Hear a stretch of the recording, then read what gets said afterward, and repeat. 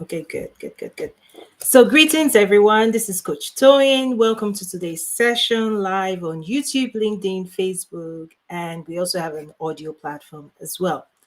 Let me know where you're joining from. Do like, subscribe, and share. Also, comment, engage, ask questions. This is the place to be in the universe. Listen, I'm building on previous sessions today, and we're going really deeper into the new model on human optimization. You see, we're living at a time where billions of dollars are being spent to optimize technology, AI, all of this, right? Technological platforms to really, for creativity, for productivity. When it comes to commerce and the world depending on technical skills, right? It's shifting. The demand for technical skills is shifting to, more technological advancements, and that's good. That's okay. I think the gap we have is nobody's talking about humans. What does this mean to humans, right? Post COVID, the shift that's happening in the world, right? Digital acceleration, digital adoption. Humans are being exposed to conditions, right? Bombardment of information, energy, all of those things. And humans are, trying to put their lives together. And that is not being prioritized. So one of the things I say is your own upgrade is your own responsibility, right? When you think about the traditional education system, okay, I want to make sure audio, everything. Okay, everything is on point. You can hear me loud and clear. Awesome. Good stuff. Okay. So when it comes to education, right? The traditional education system was designed to help you build technical skills, the very technical skills that will be replaced by AI and all of these technologies. Okay? The traditional education system was never engineered to help you optimize your being, to help you be well, help you be whole, to help you self actualize. It was never designed that way, right? So when you go to the history of those education posts, right? Hey, Anchor. Yes, yes. Greetings. Yes, it's clear. Awesome. Good. Tell your friends, invite more people. This is going to be really life changing. Absolutely life changing. Okay. So you want to stay to the very end. You don't want to miss any of the points. I have my notes prepared. I'm just laying the intro. I'm just really laying the foundation of what we're covering today. So for the industrial era, the traditional education system emerged to support the industries with giving humans technical skills to support the industries. Okay, the traditional education was organized around you developing technical skills that would be in demand by the industries. The industries called the show. Listen, the industries create jobs, and those jobs require you to come in with specific skills that you will use to power the industries. Nothing has changed in that regard. Industries always need technical skills because there are technical jobs to be done and completed for creativity and productivity. The whole economy is powered by productivity. But what is shifting is this productivity going to be human based or machine based? That's what's shifting. Previous era, productivity was unlocking human productivity, human creativity drove the industrial era, drives the industries, right? And so in order for humans to power industries, humans had to go to school to learn biology, chemistry, right? Engineering, accounting, legal, all of the skills, all of the technical skills you acquired in the school, somebody was going to purchase. It was going to be useful in the industry, to the industries. And so the school system, the traditional school system was organized around technical skills, right? And that shift now is those technical skills, is it going to be still be humans or is it going to be machines?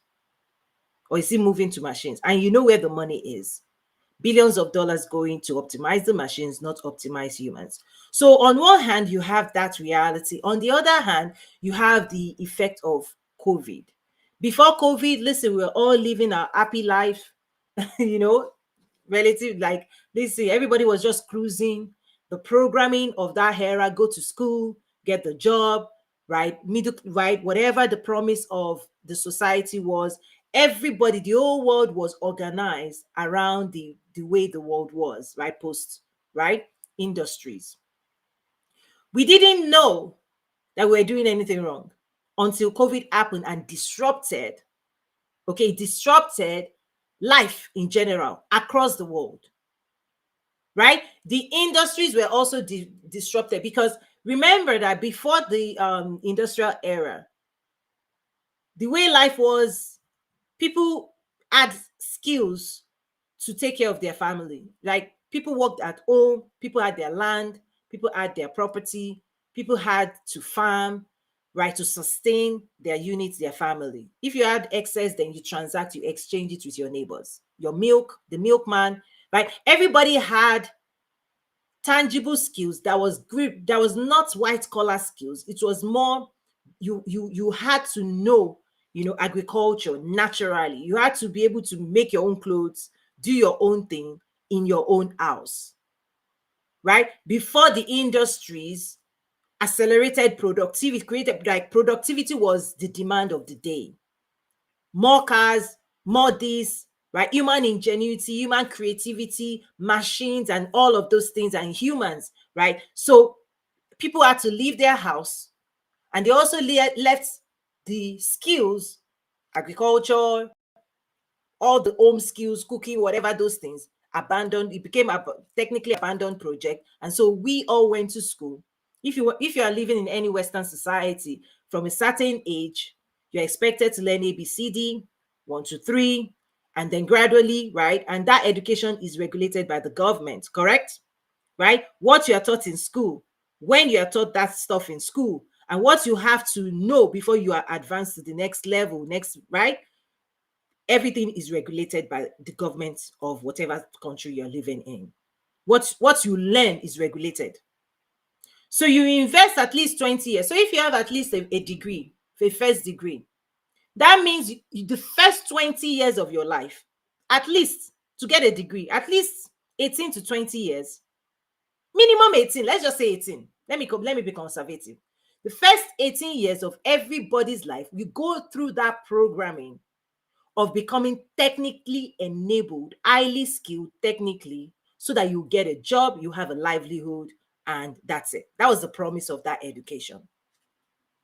Fast forward to post-COVID, everything that we knew, the world that we knew, that we got comfortable with, that was based on survival and all of that, everything upended by COVID. Go home, sit with your family, go, right? All of that. That also put a lot of pressure on humans. There were so many health stuff. People lost jobs. People lost life. It was a mess. You know what I'm talking about. If you if you lived through COVID, you know what I'm talking about. We are now living through the after effects of life before COVID and life afterwards. Many people, the last time they felt very comfortable in their own skin, in their own body, was before COVID. So mentally, many people are trying to recreate before COVID.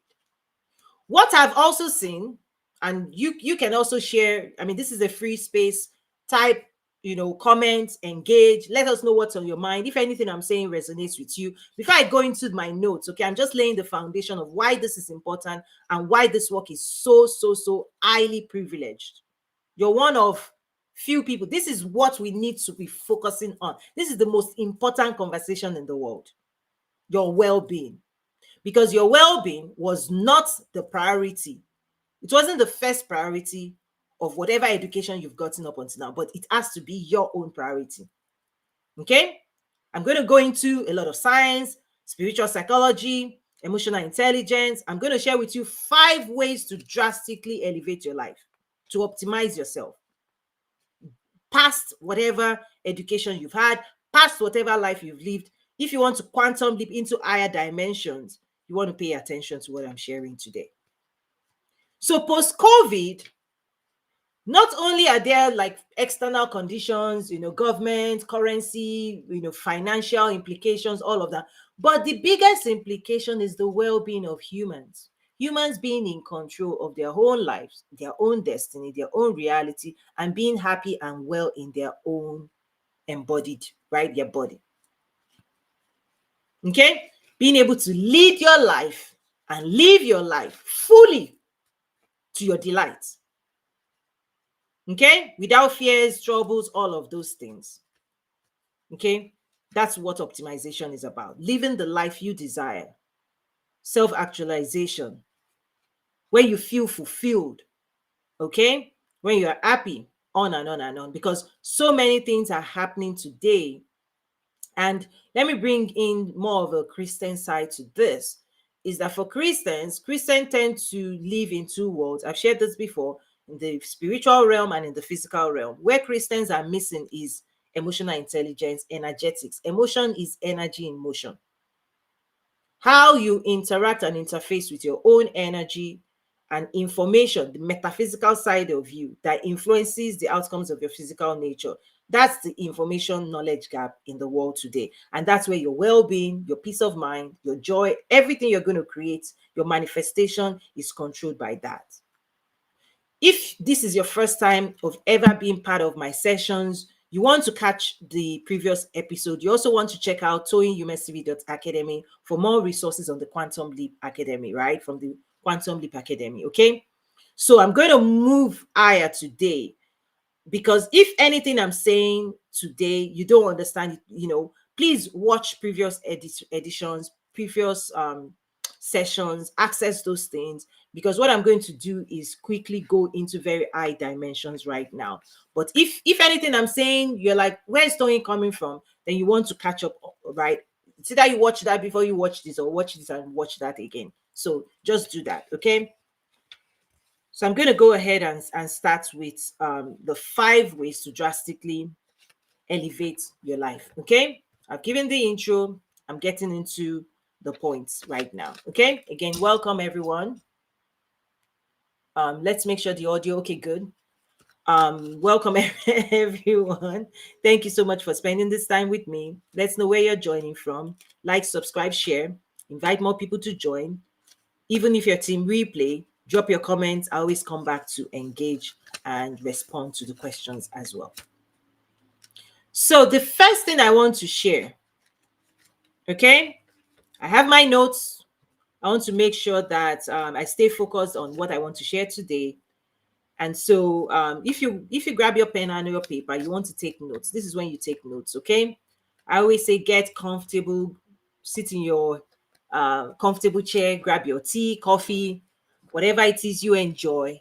Um, Technically, I say don't multitask. You want to focus, or sometimes people replay this and listen over and over again. So if you can take notes now, do take notes of the link and then come back to it again. You don't want to miss any of what I'm sharing, okay? So let's start. Number 1, I'm going to read this out and then I'll explain what I mean. If your body, okay, this is built, what I'm sharing right now is built on science. I've been teaching a lot of very deep stuff. So consider this more of the conclusion of the whole matter. So this is more, conclusion, how to use everything I've been teaching. This is what it means to your life. Okay. So let's go. This one is about the relationship with your body, mind, heart. If your body, okay, attempts to do what has not been approved or prioritized by your heart, your mind will begin to struggle, fight your body, and it will take energy from your body. Okay, listen, that's why I said take notes. There's a whole lot I just packed in that sentence. If this is your first time, you want to watch previous episode, because this is built on a lot of technical things, science that I've shared before. So I'm going to break it down. I said, if your body attempts to do what has not been approved and prioritized by your heart, your mind will begin to struggle and fight your body, and it will take energy, to steal energy, okay, to stop energy from flowing to your body.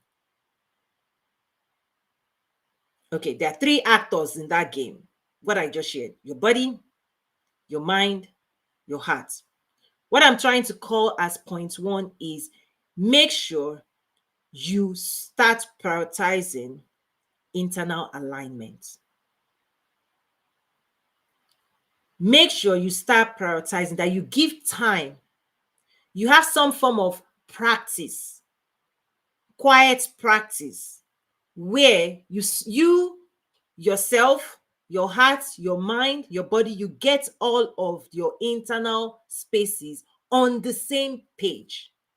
Because if they are not on the same page, they will struggle. When I say they, I've shared this. You are not your mind, you're not your heart, you're not your body, but you are responsible for managing, okay, and telling them what to do.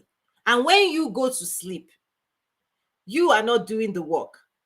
They begin to be, right, disengaged and unaligned. Your mind is here, your heart is here, your body is there. Confusion starts going in because the person that is responsible for bringing all of that, right? Think about your being the boss, and you have team members, and the boss is not around. Okay, now the team is fighting each other. They are confused. Well, the boss told us to do this. No, he didn't tell us to do this. I'm doing that. Now they are all over the place. You are the one responsible for creating alignment within your being.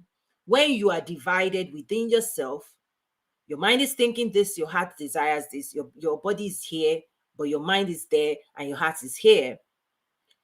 It causes a lot of dysregulation, and this leads to a lot of emotional disruptions. Okay, so I'm saying this is the part of the conclusion, and this is what's causing it, and this is how you can fix it. I'm wrapping it all in today. When your body tries to do something that your heart has not approved, because your heart is the place of energy. Remember, the heart, not the physical heart, the heart that is talked about in the Bible. Out of it flows the issues of your life. That's your energy. I also talked about energy comes out of the spiritual power. Power is the storage capacity. When you consume and you're using and you're withdrawing, when you're doing work, right? Energy is the ability to do work. That's physics. The equation of energy is tied to power and time.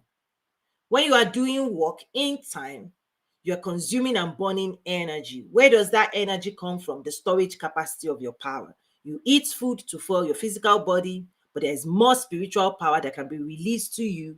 That is part of spiritual psychology. I'm bringing it all together today to help you elevate, drastically elevate, right, the realities.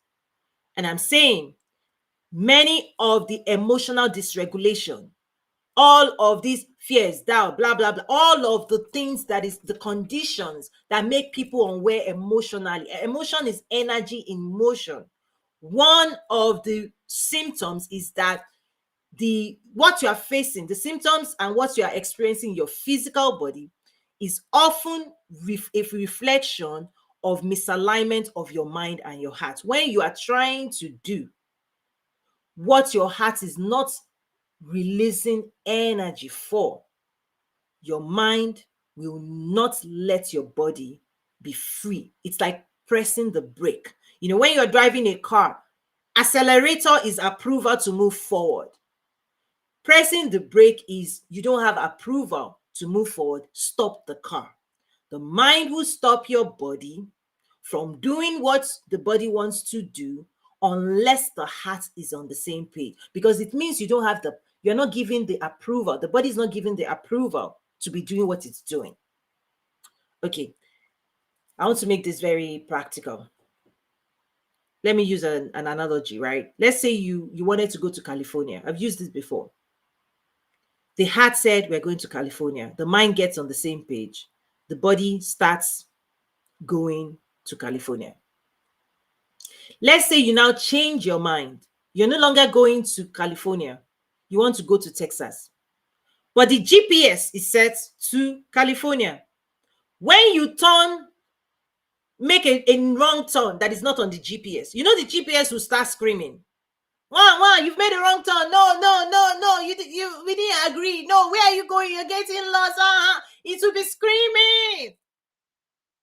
Now, you may say you want to live with the screaming, but trust me, say that you turn it off or you park your car and then reprogram your GPS so that it will be quiet and it can cooperate with you.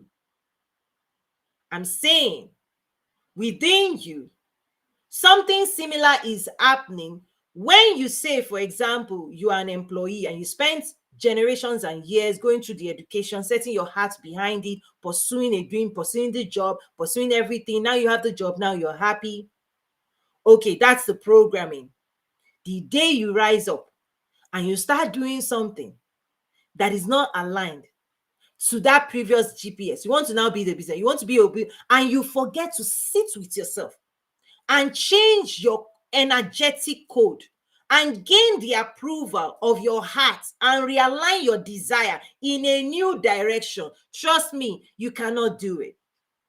Your emotions will fight you. Confusion, doubt, fear, right? Confusion, fusion of two opposing, right? Of conflicts, turn right, turn left. All of those dysregulations will emerge and show up into your body. And how does it show up? It will be releasing toxic chemicals to your body to warn you. It's the dashboard of your car. One, no fuel, no energy. No, you can't keep running on energy that wasn't approved. You cannot keep living life moving in a direction you haven't gained internal alignment on. Your heart is still holding on to the past. You still one leg here, one leg there. It doesn't work. You want to survive, you want to thrive. There is a time you have to choose, what do you really want? And when you confuse yourself and you don't issue the right direction, you don't gain alignment within yourself, your body suffers for it. Okay. That's why I said, if this is your first time of ever engaging, you want to watch, you want to get familiar, very, very familiar with the foundational stuff. And those who have been on this journey, you know, right, that I have always said we're going higher and higher. Okay, Polarity says, let's start bringing questions. Can we say emotion is the heart? Okay, Heart. No, it's not. Okay, emotions, energy in motion is the definition for emotion. Emotions are your physiological response, reaction to the flow of chemicals, chemical energy in your body produced by your thoughts, right? Created by your mind. I'm going to break it down. Okay? Emotions, emotion, energy in motion, as chemical reaction. Okay, your nerves, right, the central nervous system, okay, is wired with nerves, electricity. Like, listen, there's a lot of electrical stuff going on inside your nervous system to spark and create sensation in the body, right? Part of the role, okay, is to activate the human body. You know, it's like the engine starting your car. It brings the body alive. When there's not enough energy flowing through your body, right? That's when people say, I'm tired, right? Is that if you're not producing enough forward mobilizing chemical energy, and there's different types of chemicals produced. That's why those are the things labeled: endorphin, dopamine, stress hormone, cortisol. A lot of the chemicals produced in the body, some of it research has seen their substance is a substance. It's a real chemical that is then sent all over your body to wake you up and get you to do work. You consume those energy when you're doing things.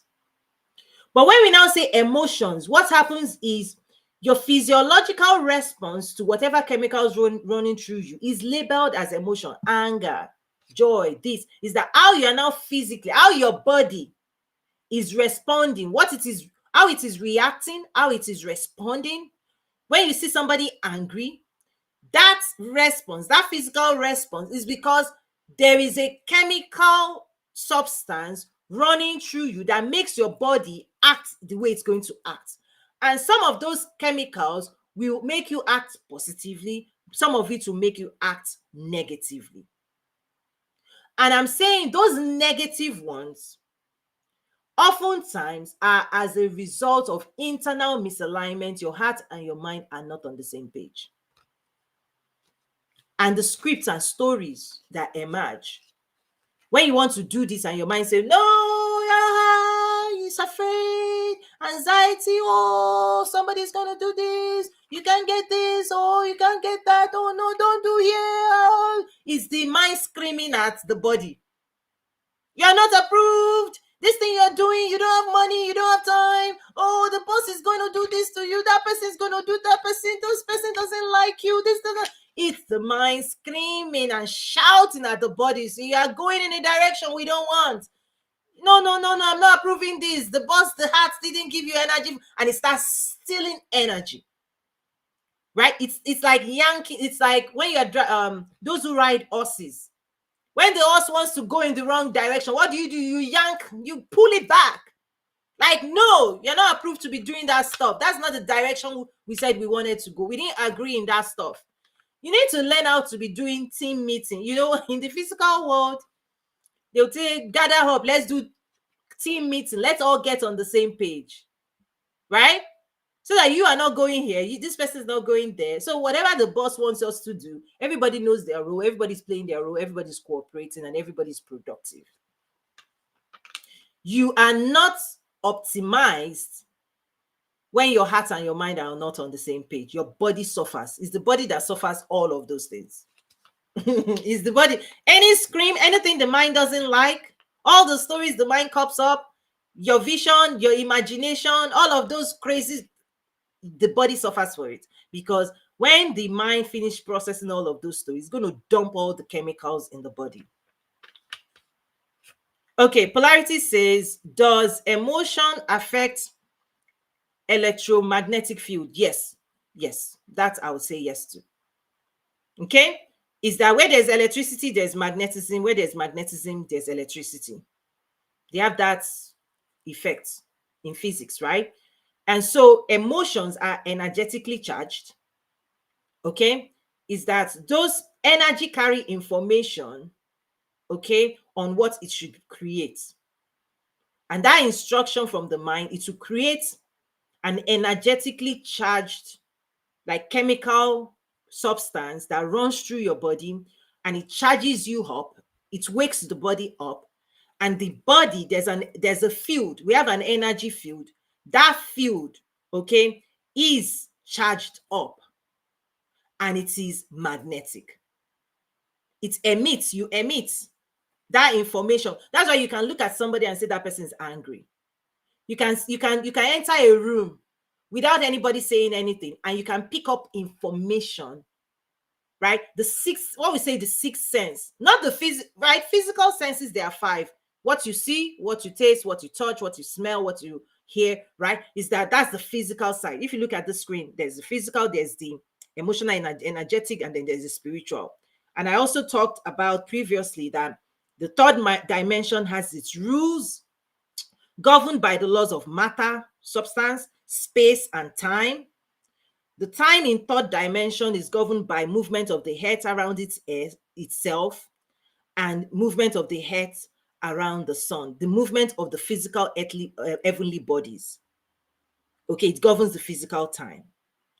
But in the energetic space, in the fourth dimension, the concept of time is different. You can travel through time. Energy can move, right? Energy can encode information, and it's not just today or tomorrow. We can record this voice, you can record video, and the video can travel to next year. It can exist beyond just now. So the rules of fourth dimension, the energetic space, is that the concept of space and time is not the same as the rules in the third dimension. Third dimension is things you can touch physically. Electrical charge is that the thoughts and energy that influences the fourth dimension is metaphysical. You cannot touch your thoughts, you cannot touch your energy, but they are real. For example, energy in your physical body. If you don't run, if you eat more food, because we eat food to extract energy and power our cells. Yes, your cells, your mitochondria is powered by energy. That's why you're staying alive. You eat food to continue to extract energy from life, right? The life of leaves and what, right? We need energy. We process it and then we use it. When you're running, when you're jogging, everything you're doing, you are burning, you're transferring energy. If you consume more than you use up, it gets stored in fat cells. A year after, the accumulation of energy, you see it in fat cells. We also measure energy in food, calories. Okay, so I try to educate particularly Christians. Listen, the concept of energy, get comfortable with it. Whether you like it or not, it's in full effect in your life. Okay, so yes, you get charged, the body gets charged up electrically, and that electricity then produces magnetism. That's why you will see people, some of them will attract you, some of them you're like, stay away. That information, you can read that information energetically. They don't have to say anything for you to know who is friendly and who's not friendly. We all move towards and move away from people based on their energetic charge, the energy they embody, right, which is influenced by the thoughts encoded in them, their belief system. Soon enough, we can take a look at somebody and we say, we like this, we don't like this, and we can make it this. We can scan energetically, you can scan that.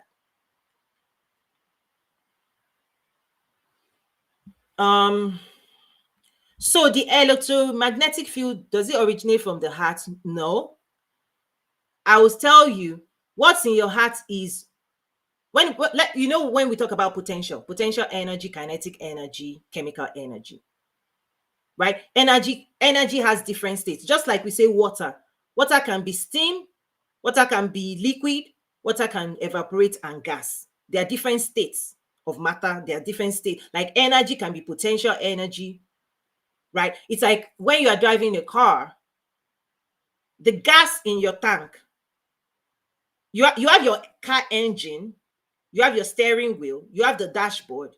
But remember that the gas, some countries say petrol, the gas in your tank is to be consumed and release energy to move the car forward. But when it's not consumed, it's in liquid form, it's in your tank. So think about the heart holds the potential, the energy that holds the potential for creativity. But when you withdraw it and the mind is using it to think, it transforms that energy into kinetic energy. First into chemical energy, and then chemical energy into kinetic energy, energy for motion. So there's chemical energy. Those are the hormones created in your body. They're chemicals, they're substances, they're liquid, whatever form. When they get into your body then converts that into motion, kinetic energy. So there are different states of energy and they are transferred. Okay, so your question was, so the electric field originates from the heart. It's like the heart holds the raw. Just think about, I try to use words so that people can understand, because this is very advanced. Think about the raw material that starts this whole process is in the heart. So it needs to, let me also share with you this. Write on your paper, want, okay, plus possibility equal to desire. Because your heart opens and closes, right? It opens and closes based on desire. Just like the gas in your tank, in your car tank, it's there, combustible, but when you press accelerator, it releases and it burns up and it is used to move the car forward. But it is there for you to use it. And if you park your car, you don't do anything, it's still there. You don't consume it if you are not taking action. Okay? So write again, want plus possibility equal to desire. Desire is energetically charged for forward mobility. Want is just information. That's why many people don't take action. Oh, I want this, I want this, I want this, I want this. You are dreaming. For it to manifest, if you want to convert your want into manifestation, you must release energy. You must mix that information plus your own energy. You give permission to your mind and your body to do what it takes to get you your desires. Very practical. When I teach this thing, I'm like, people need to wake up. You can want something for 10 years, a year. You can carry your wants around. It's just information. It's not charged up. When you okay, let's say you want to get married. I want to get married. But are you pursuing somebody? Are you investing energy to acquire your desires? That is what is magnetic. Desire, passion All of those things are energetic charge of your wants. When people don't release energy, oh, I want this. You're just wishing. Wishing is just information. This person said he wants this. But for you to turn it, to convert it into kinetic chemical energy and kinetic, your heart must open with your will, the will of man. You use your will to open your heart and say, I want this, not just want it, I want to draw it, I want to own it. When you see possibility that you can own it, those two things collide, energy and information. When it collides, it becomes desire. Anybody that holds desire in their hearts, they're taking action. They are chasing their dreams. They are running out. You wake up every day energized. You see, energized people are energetic. They are showing up every day. Their body has released the energy, is carrying the energy and the permission of the heart and mind to pursue their dreams. People who have, I want this, but they don't open their heart. Oh, the way you close your heart, do you want to know? Oh, I don't have money, I don't have time, I don't have this. You close your heart, and when your body now wants to pursue, there's no energy. The mind says, no, sir, go to boss. Is the boss ready to pursue? How much energy does the boss want to spend on this project? The projects of your life. If you don't release your energy to pursue them, they are abandoned projects. Okay, let's bring it back. I love questions, if you can tell. As a great teacher, I love great students. Let me cool myself down.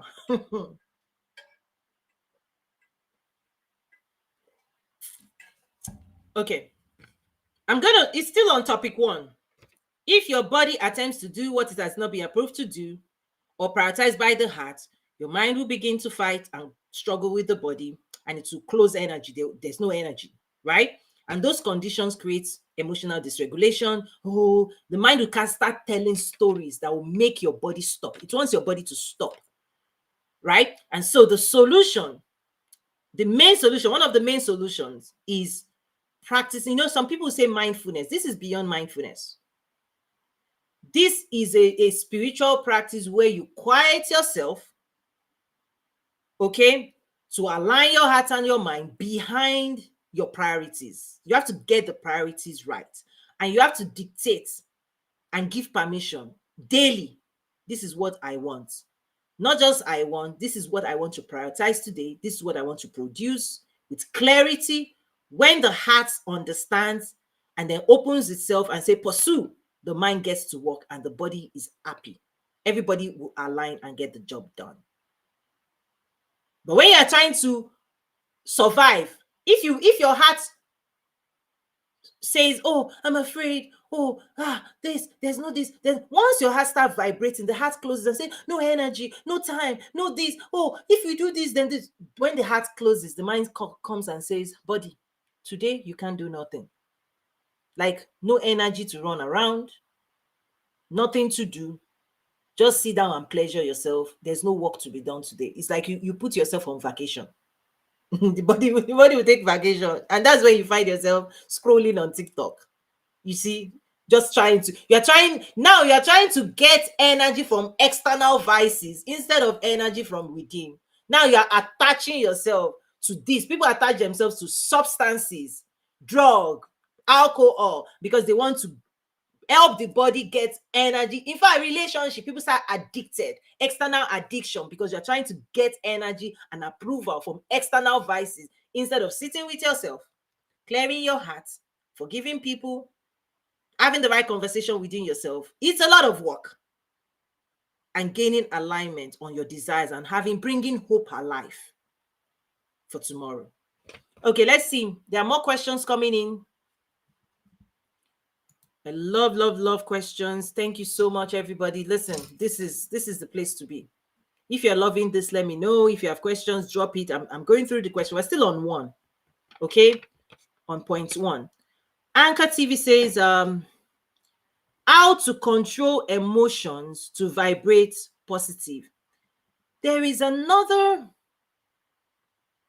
Let me do this for you. That question requires me to bring something else up. If you've not accessed the other classes, go do that. But can you see this? I just changed the slide for you now. Can you see that? Your question was, let me bring it back up. How to control emotions to vibrate positively. So you use the right phrase, vibration, and you talked about emotion. So this screen, I've talked about it before and I've taught on this many, many times. Your energy, the energy in your heart vibrates at the frequency of the thoughts and the words. Sound wave makes things vibrate. Thinking makes your energy vibrate as well. And so in the Bible, we talk about peace. Your energy can stay in a good space, good vibes, when your heart is at peace. Because encoded, imagine the gas tank that is holding a gas. Imagine if it is being agitated. You're going up and down, up and down, up and down. You're rushing through life. It's an unhealthy vibration. When people are disturbed and angry and upset and doing crazy, right? All of those things make people vibrate at a frequency that is dangerous for the carrier. And so when you vibrate low, beneath the ideal, your mind is an interpreter. It converts your vibration into thoughts because the mind thinks in the language you understand. Test this out. The language of the mind is the language they taught you, the ABCD. If I'm right, is that if you're a Frenchman, your mind is encoded with French. You would think in French. If you're an Englishman, you think in English. It's because the mind is to be trained to interpret the internal conditions of your being. Your natural language at the heart is vibration because it's energetic.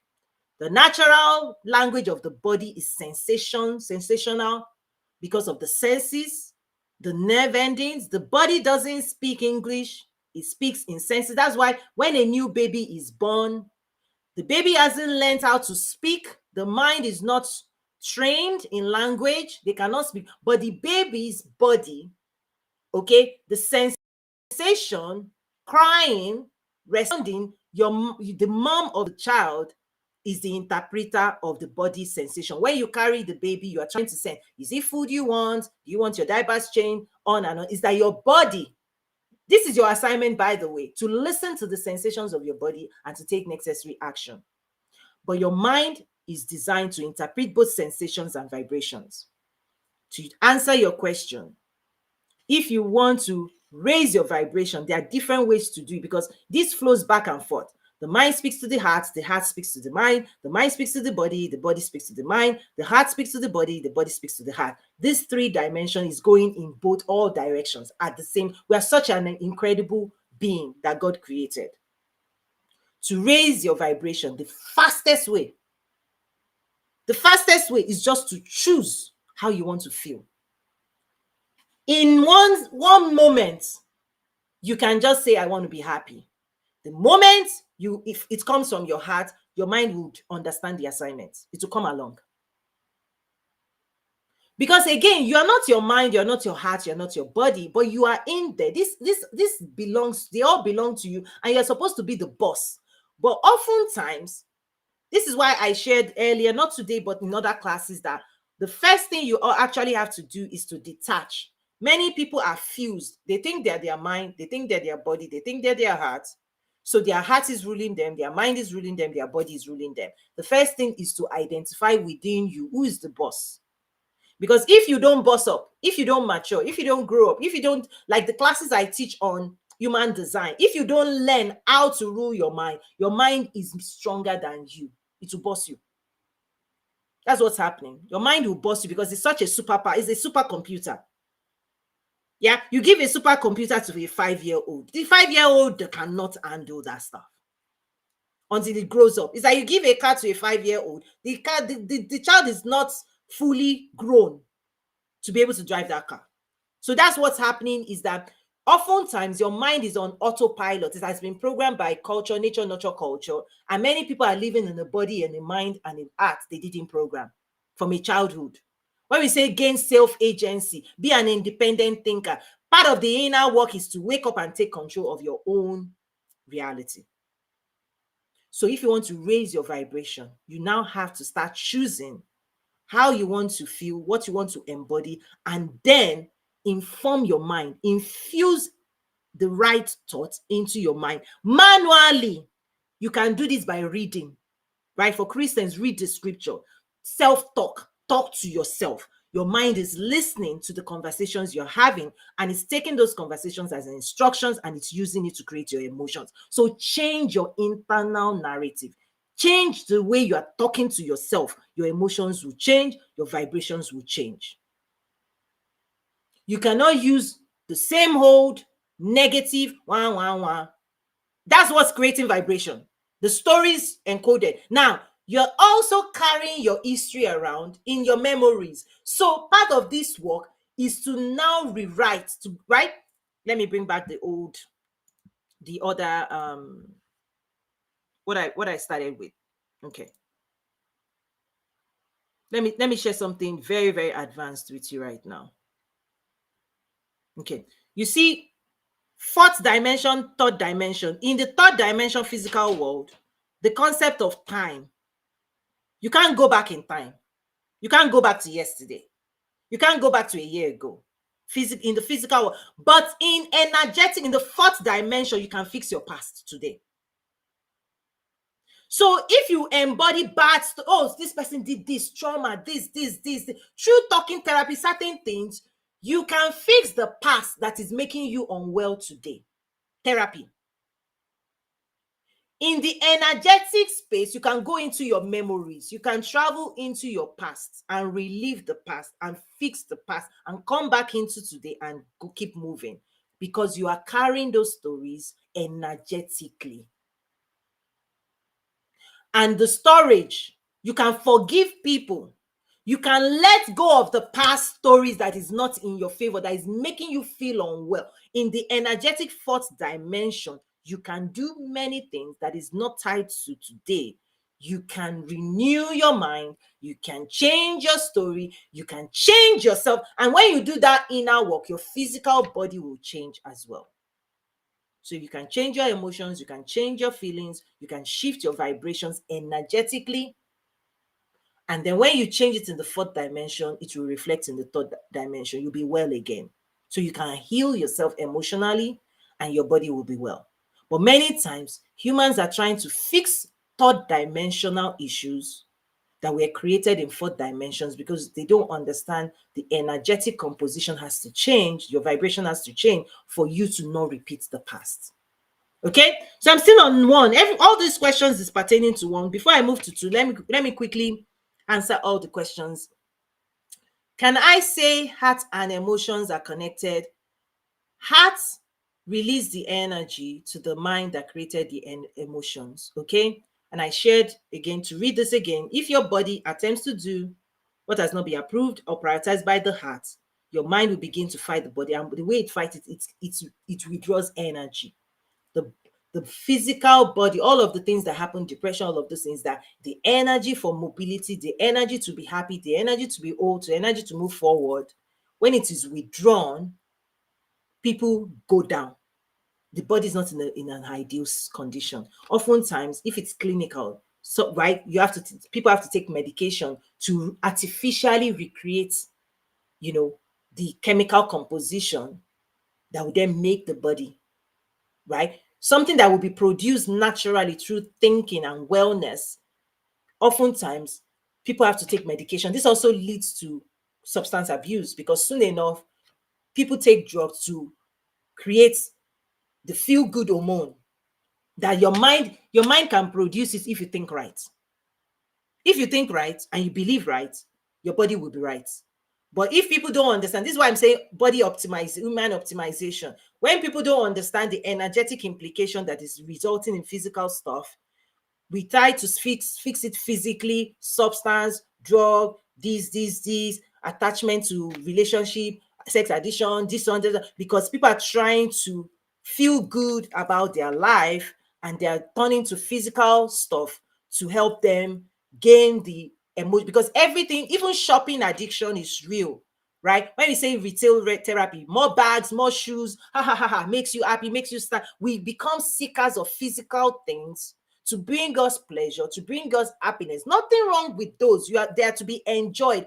But what happens with people become dependent and addicted to physical things to fix them because it gives you, right, juice.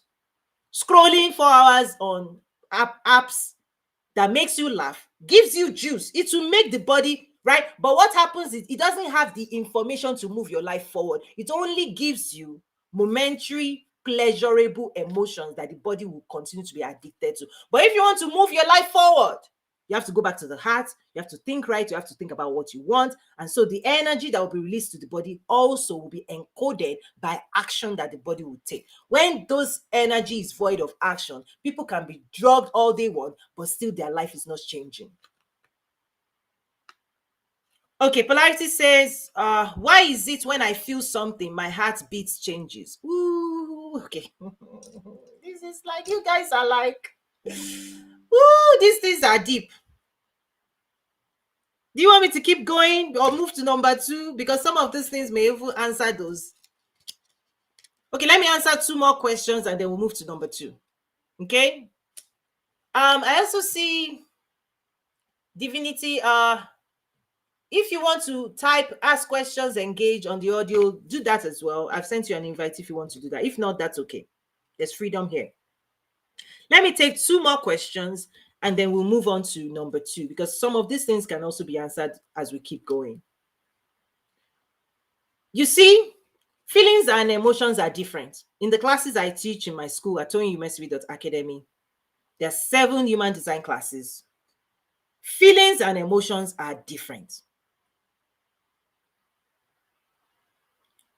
Feelings is tied to the past. Emotions is current. Feelings can create emotions because when your mind scans your memory, you think, right? Let's just say you think about something that happened yesterday you didn't like. Soon enough, it will recreate the emotion. You experience today's emotion from the past history story. I'm going to answer more on that, I think, in some of the points I want to raise today. But feelings and emotions are different. This is why I teach them differently, because the solution, how to handle feelings and how to handle emotions, is very different. Okay, Polarity says vibration sound interpreted by the mind produces emotion. Emotion changes the heartbeat. That's what I turn. Okay, emotions is what your body would experience, and then sensations in your body, as right, emotions. Okay, we always label emotions, okay, anger, happiness, joy, all these things, right? It's just a label of the physiological, how your body is responding to the energetic substance, right? The chemical energy running through your body that has been produced by your thoughts. When those substances are positive, when we say positive thinking, positive emotions, you'll be happy, you'll be joyful, you'll be fulfilled, your body will be dancing. Those stuff are good for you, good for you. It will produce good for you emotions. Okay?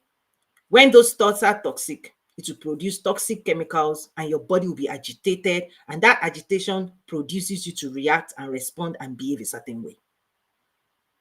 As the body is behaving, the language of the body is sensation. As your body is behaving, that body behavior sends a rhythm to your heart. And your heart will say, ah. If you are pleasured, you have to be happy. Open up to produce more of that. If your heart is like, oh, I don't like how my body is feeling right now, your heart will not be happy. You see, whatever the body is experiencing per time, the body receives it through sensational experiences, and that sensation can make your heart, right? And when I say heart, it's not just the physical heart. There is a heart that encodes your energy, but let me tell you the relationship. Your mind is connected to all the organs of the body and is sending those chemicals to specific organs of the body. That's why if you see something, if you see a lion and you need to run, The mind knows what to do, and it knows what organs has to do those things. Your leg must run and your heart must beat faster. And so your mind is such an incredible design that it knows which organ of the body it needs to send chemicals to, because that organ is prioritized for the action. So, for example, when you eat food, okay, food digestion will be prioritized. In fact, it would take energy from your thinking, it would send it to your stomach, because digestion, it has a higher priority. So more energy will be released to that domain for you to sit down and digest your food, because that organ, the organ of the body, is busy doing more work. When you are sleeping at night, the 8 hours you sleep for, the mind knows to prioritize specific organs for clean up. Liver, this. It cleans up. It prioritizes. You are not running anymore. You're not eating food. You're at rest. The rest of the body is resting. So the mind knows that since you are not using energy to do work, do this, which was prioritized all day, in the night, it will prioritize memory, filing the cabinet, cleaning this, cleaning that. The mind is intelligent enough to release energy for you to do work during the day, and to, when you now are put to sleep, it will take that energy you're not using anymore, it will use it to do other cleanup activities. Cells renewal happens a lot at night. Your skin, right? Less priority things that during the day you didn't prioritize. Cell turnover, skin care, all of those things. There are many things that are now taken care in the night. Part of what is also taken care in the night is to give you more energy. That's why you're supposed to wake up in the morning energized. But when you truncate that process in the night, you might wake up, oh, you didn't sleep well. That's why people always talk about sleep as one of the most optimized things you can do. Because during the nighttime, when you're sleeping, you need to give your mind time to go and renew all those organs and put energy in all the cells and throw away, like, right? Renewal is like your cells give birth to new cells, old cells die. Like it does all of those things automatically. Okay. I'm seeing more things coming here. Okay. My body is used to run on substance. When I'm not comfortable, I feel incomplete. I read someone that weed mushroom helps us connect spiritually with ourselves. Anything you, any substance, any physical thing you put in the physical body to do whatever in the body, that's the third dimension rule, which is the entire healthcare system is completely designed in third dimension, until you soon realize fourth dimension and fifth dimension created all those problems anyway. And that there are many things we can do today to even prevent many of the conditions if we think right, because emotions, bad emotions, degenerate human flesh. I won't talk too much about that. Let's move on. Keep dropping your questions. So I think we've beaten one. Okay, I think we're mostly on the same page on one. That a lot of emotional dysregulation is tied to you trying to do something you've not reconciled within you. And my recommendation, strong recommendation, is that you start carving out an hour, 30 minutes, like sometime every day, for your own well-being, particularly whether you're a night person or night person. Preferably do it both, where you have a conversation. You like call it team meeting, meet up, the meetup of the mind, body, heart, spirit, getting on the same page. Maybe at night saying, oh, what are we doing tomorrow? What are the dreams you have? What are your aspirations? And then writing out and saying, this is what I want. As simple as that. This is what I want for tomorrow. If you can submit that to your mind, your heart, your body, trust me, they will all get on the same page. But when people don't do that, all of these things, they scatter. One is here, one is there. They're not on the same page. In the morning when you wake up, check again and say, okay, what are we doing today? What are my goals for today? If you can set goal and you boss yourself, everything will work together. But if you don't quiet yourself enough to be clear on what you want for your life and what you want your life to produce and manifest, if you don't get clear, it's like having team members that you don't give instructions to. They will do anything. One of them can be doing card games on computer. They will just be wasting energy, wasting time, wasting your life, and they will not be producing anything for you. If you want to be productive, if you want to be energetic, if you want to be happy, if you want to be fulfilled, the number one thing which I'm sharing to you is get time allocated for clarity. Clarity of thoughts, clarity of purpose, clarity of goals, clarity of vision, what you desire, what you want. Submit it to your heart. Your heart should receive energy, release energy. Once your heart is open and hopeful and trusting, and you're not talking negative stuff to yourself, your mind will come on the same page, will cooperate with the heart. When the mind is on the same page with your heart, your body will be happy. You to be jumping, it will be energized because it's released everything, it received everything it needed from you. It's like nutrition. And when you don't do that, and you're running here, running there, and you're vibrating at very dangerous level, your body will just be like scared, afraid, because it will be tuning itself to the same vibration. Okay, thank you. Good. More questions drop. Let's move to number 2. Are we on the same page? Can I move on now? Thank you for the questions, by the way. This is good stuff. Thank you, everybody. Yes. Oh, yes, good. Okay. Number 2. This is a challenge for you all. I'm smiling and bringing humor to you, but trust me, many people are doing dangerous things. Okay. Number 2. When you believe negative realities, guys, pull up. You want to learn. This is life changing. Elevate your life. When you believe, if you believe, you can put, if you believe, when you believe negative realities, your mind will make sure to create them for you. It will send that same information to your body and oversee it and ensure your body acts in accordance to your stories. You are the story writer, you are the movie director, you are the producer. The mind will produce and the body will act on whatever you believe. Whatever you believe. You believe the government is the problem, the government becomes the problem. Because the reason is because you are the authority figure over your own life and realities. And by design, listen, your mind is your subject, it obeys you, and you send it on errand to go and produce whatever you believe. By design. So if you believe whatever you believe, your mind will say, yes, sir. Let me make sure the body acts in accordance to your belief system. It will produce this substance and repeat and tell the body, the government is the problem. Acts as if the government is the problem.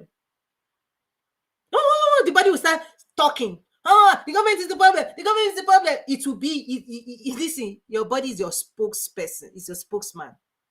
You know, in the government, like when the person who holds the microphone and start speaking your intentions, your beliefs, out of the abundance of the heart, the mouth will speak. Your spokesperson will repeat in the physical world your belief system. The whole world will soon see what you believe, unless you're a liar that you know how to.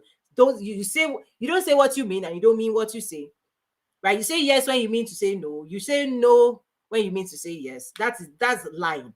Your heart says no, but you tell the whole world yes. Your heart means yes, yet you're telling the whole world no. That's lying. You're lying to yourself, you're lying to the world. But on a good day, whatever is going on in your heart, if you don't settle it, all of the scripts, the encoding, the belief system passed down to you, nature, nurture, culture. Oh, people are like this. Oh, men are like that. And women are like this. Whatever those scripts, because they become energetically charged and attract, they become magnetic. This is the connection with manifestation. Guys, listen to me. You are producing your own life with your own belief system by design, whatever you believe. Because, guys, your entire frame, your entire being was designed for a divine being. Christians, all of these things I'm talking about, God designed you to be occupied, for him to occupy. Your entire system was designed by the divine. You are very complex. When a child that is immature attempts to be running this life, they fail because it's like playing with fire. It's like playing with fire and not knowing how to manage it, to cook food. People burn down and destroy. When you start believing wonky, wacky thoughts, oh, yeah, this person did me, that person did that, this person is that. Meanwhile, you are a divine being. You're a divine being. And you can't think and talk and believe things as a divine being. You start thinking and talking like like DJ, your body will act to the level of your belief system. And the biggest problem is that, people are not slowing down to check in with themselves and say, why do I believe what I believe? You have to interrogate your own thoughts, because many people are attached to thoughts that make them sick, belief system that is not in their favor. And so soon enough, when your physical being is like afraid, oh, you don't have confidence, oh, when your body starts behaving in a way that is not ideal, you wonder, what does this person believe? Anything that comes out of your mouth is your belief system. It's coming from your belief system, because your belief system are the stories of your manifestation. Now, what is influencing the job you have? Okay, when I say this thing, I'll give you my recommendation. If you like it, take it. If you like, don't take it. That's okay. Again, it's only if you believe me, you will take action on it. Is that start interrogate start when you find yourself speaking a certain way or thinking a certain way, start asking, why am I thinking like this? Why am I believing this story? Who crafted this story for me? Is this story in my favor? Is it helping me? Is this how I want to act? Is this how I want my body to act? Is this how I want to show up in the world? And when you realize that you are thinking in ways and you are believing things that is not in your favor, this is when you practice your power to choose. You can choose to drop those stories. Detach. One of the most powerful things you can ever learn is attachment and detachment from stories, from things, right? Because when you delete it, a detachment is a concept that energetically within you, you are cleaning your file cabinet. It's like your house may be junked up with things you bought at when you were 5, things you don't use anymore, stories that helped you survive your past, stories that helped you become who you are, but they are no longer relevant to your future. Your house, your physical house in the third dimension can be filled up with memories and memories and memories of things no longer useful. So energetically, it's the same. You can be carrying around, because every experience you have the power to arrive at conclusions. And when you arrive at conclusion, it files it inside you. It stores it because you have attached your energy. They are energetically charged and they create your feelings about life. So what you feel about men, women, life, government is also based on the charge of your file cabinet. What you have stored inside you is what influences your feelings. Your feelings is tied to the past, and your conclusions about the past that is going to manifest in the future, because you are proving it that this is what you want to see again. Right? Anything you don't let go physically is that you want to hold on to it, you are attached to it, and you want to keep watching, right? Anything in your house right now, physically, is something you don't want to let go that means something to you in the past. So you are not letting it go. So it's still relevant. It's still energetically charged with memories. Oh, yes. Oh, I remember this. Oh, when this. So I'm saying, I'm comparing physical. I'm putting juxtaposed. I'm putting them side by side. In the physical world, the same thing you are doing physically, energetically is the same. That's why people who hoard, certain things you don't let go in your heart, physically is you still be seeing it. Relationship you don't let go in your heart, physically is still there. But when you clean up energetically and you're like, I'm not doing anymore, time is up, I'm done with this relationship, and you detach from it energetically, physically, you realize that person disappears. The person doesn't mean anything to you anymore. But many people want to fix it physically, but they don't fix it in their hearts. That's another fight. You see, they're not on the same page. Everybody's quiet now. Is this helpful? Again, this is a accumulation of many things I've been teaching on in my school. Quantum Leap Academy, it's a business school. We're supported by Human Design Accelerator, Success Mindset, because you cannot produce a successful business if you don't have a successful heart and mind and thinking.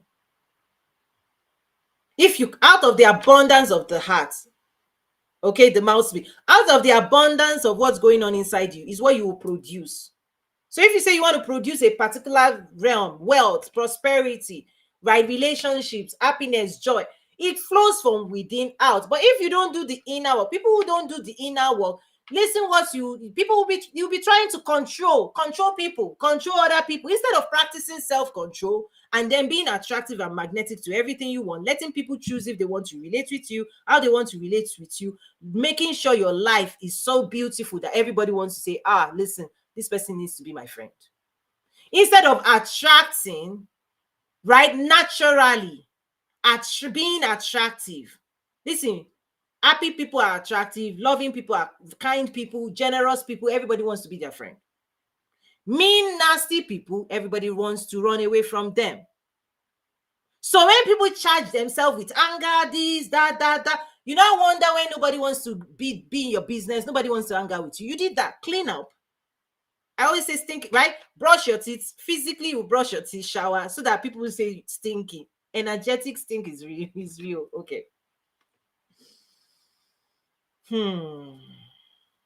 Anchor says, I thank God for you, ma'am. Listen, let's thank God. This stuff elevates life completely. It changes the game. It changes the game if we want the truth. Okay, good. So thank you for that. And let's thank God. Woohoo! Woohoo! Baba God. Okay. Just okay. Can I move on now? Like, when you believe negative reality, whatever those stories are, because your mind doesn't know negative or positive.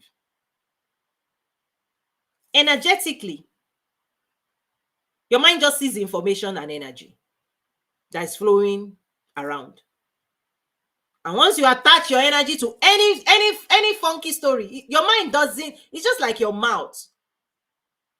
If you say you want to lose weight, but you are showing up with donuts and you're sticking it into your mouth will just take it. It doesn't say, oh, this. It is your mind and yourself that is supposed to be handling some matters. It's like division of labor. You know, in the workplace, the accountant is responsible for accounting. The lawyer is right. So your mind is responsible for what it is. If somebody failed in their job at the heart level to get right their story and their belief system, the mind doesn't take that responsibility on itself. If you fail at the heart level to believe right thoughts and you pass funky thoughts to your mind will not question you. It will just copy and paste. It will produce, it will send that information to your body and say, hey, this is what this person says. You know, all those employees that do not cross-check anything. You just submit it to them. It does this thing and just submit. It doesn't even think about, is this right or is this good or not for the company? Your mind behaves that way. It wasn't designed. You see, whatever thing you feed your mind, it takes it as input, does this thing because its job is to produce, its job is to create, its job is to manifest. Your own job is to make sure you feed your mind the right story you want to see in your life. That's your own job, and your mind will not take that job from you because you are the divine being. You're supposed to know better. You're supposed to be superior. You're supposed to be accessing superior intelligence from spiritual realm. You're supposed to be connected to the realm of God, right? You're supposed to be taking law and order from God, and you are supposed to be then bringing your mind along. So your mind will not do your job for you. If you failed to gain the right script from God for your life and tell your mind what you want it to think and what you want it to tell your physical body to do, if you fail at studying to show yourself approved, at studying to understand who you are, your divine nature, your mind will just give to you who you are, how you think, what you believe. Your mind will produce exact copy and paste. You are who you are today because how you're thinking and what you are believing. Full stop. If you don't elevate your belief system to the realm of where God wants you to take it. I can do all things through Christ. That if you don't elevate your belief system to believe what divine beings believe, all things are possible to them that believe, and you're saying nothing is impossible. Oh, no, you don't have this, you don't have that, you don't have this. Your mind will start saying what you're saying. Oh, we don't, and then it will shrink your life to contain your belief system. You can't live outside of your belief system, outside of your consciousness. You are the one creating the box into which your mind fixed wood, right? So make sure your box, they will say, think big, believe big, so that you can live a big life. Set yourself free, because your physical world looks like what you believe. Let's move on. Okay, let me sort this out. Any questions on that? So you have number one, relationship of the alignment, gaining internal alignment, do the inner work, carve out time daily to gain alignment so that you can be more happy. Your body can get everything it needs to show up into the physical world and perform and manifest and attract for you, because in the physical world, soon enough, your energetic charge is exposed. This is your attractiveness, your magnetism, right? Your attractiveness is real. And that attractiveness makes people want to work with you or not, for promote you or not promote you, work with you. Like everything, all the wealth, it has implications. It has health implications. It has wealth implications. It has prosperity. It has all kinds of implications, because whatever charge, how you charge yourself up is how you're living in physical realm. And then number two, I talked about at the heart level what you believe. Number three. Whoo, okay, I need to cool myself down. Let's make sure. Okay. Grab your tea. Mine is just cold water with ice. The ice has almost, it's not, okay, it's still there.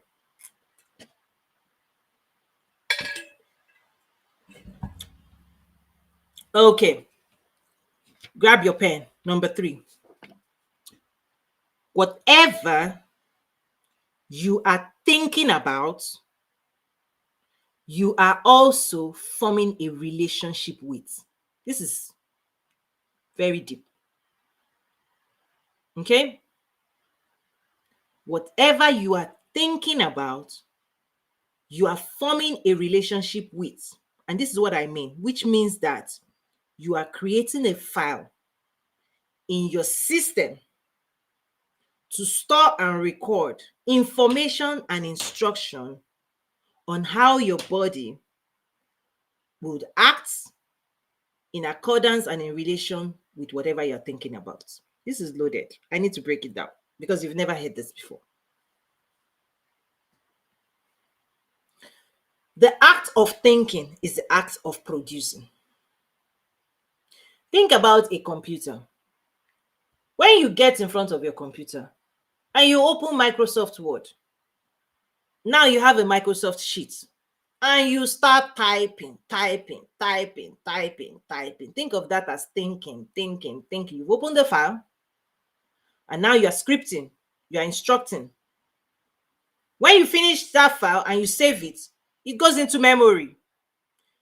If you are not done, you can retrieve it again, you can update. These files can be updated anytime. When you put full stop, it submits, you close it, it's stored inside you. The next time you open it up, what you typed the last time, you continue. You can also erase, you can clean up, you can correct, you can adjust, and you can save it again.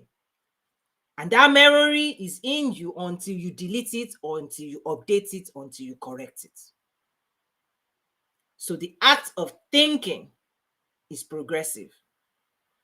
You can add to it, you can subtract from it, you can update it. And so you are in relationship with the files in your system. So physical laws, again, this is advanced complex stuff, but I want to break it down, make it very, very understandable. Anything your body is going to do physically, anything you're going to own physically, anything you're going to relate with, noun, Noun. English. Let me bring English into this. Now, what is a noun? Animal, place, or thing? Noun. Every noun. Noun. Anything that is matter. The laws of matter, space, and time. Physical, 3D, third dimension. Any substance, concept, right? Human, place, thing that you're going to experience, that you're thinking about. Your mind, okay, has to open a file for it with information on how your body should relate with that thing. We are in relationship with one another with things. Oh, I love this watch. Oh, I love this. How do you know you love it? It's information. I don't like this. How do you know you don't like it? It's information plus energy of stay away. What you love, you attract. What you don't like, you're like, whoa, whoa, whoa. Where is that information? How does your body know what to do with every of these things? That it is stored in your mind. And so your body, right, responds to life. It uses that information to act and behave. Soon enough, you see somebody, you're like, where did that information come from? That you should look away. Anything the person is saying you don't value. Where did that information come from? It's encoded. Your mind has that information. How does this information form? When I teach these things, lesson 1, the Human Design Success Accelerator, that's why everybody needs to take that class. Lesson 1, what I broke down is how we form memories. Because you don't know what you are storing in yourself if you are doing it subconsciously. I'm saying be more conscious, be more aware, because many people have stored serious things now that have shaped their reality, and they don't know where that thing is stored inside them anymore, and they are behaving a certain way about life. Anytime you behave and act and say things you don't like, check in. You instructed your mind one day. That behavior is coming from you, is what you've accepted. Because you've accepted it, it's stored in you, your body behaves that way. When you stop accepting it, this is when you can change yourself. It's a lot of work. But first of all, gain awareness that whatever your body is doing, how it's speaking, how it's showing up, what it believes, everything, there's a file inside you that gave it permission and instruction that when this person shows up, say this. If this thing happens, do that. Triggers. If somebody talks to you this way, give it back to them. If this boss does this, do this. If this, then this. It's inside you, the programming. If this, then that. It's a programming. Your body acts in, right? Coordination. It acts out everything you've stored inside you. And I'm saying lesson 1 of the Human Design Success Accelerator in my school, because of how important it is, what you are storing, because it will affect your future. It's affecting you now, but it will show up in your future. Okay? Because of how important it is, one of the things I taught in that class was how we form memories by life experiences, and for us to be very, very careful our conclusions, because your conclusion becomes your manifestation in the future. Whatever stories you say, whether it was when you were 15, when you were not powerful, when you didn't have money, you said, oh, somebody shaped it, so money is this, money is that. Okay, your body will act it out until you change that encoding, that information in that file cabinet. If you don't change it, your body will continue to act. If you don't change your mind, if you don't change your story, if you don't update, if you don't upgrade, if you don't elevate your thinking about anything, it could be money, it could be men, it could be women, it could be the government, it could be about yourself. Your relationship with yourself is also filed in you. Whether you are confident or not, whether you feel fulfilled or not, whether you're afraid or not, it's coming from inside you. Your relationship with yourself is a story about you. That's why one of the classes, I think class 5, I talk about script writing your prosperity story. Because if you don't believe prosperity is yours, and there's a limit, when we start talking about limiting beliefs, there's a story inside you that limits you and makes you doubt yourself, your body will not pursue success at the highest levels. Simply because there's a story of impossibility that you've accepted as true. That stuff, deal with it.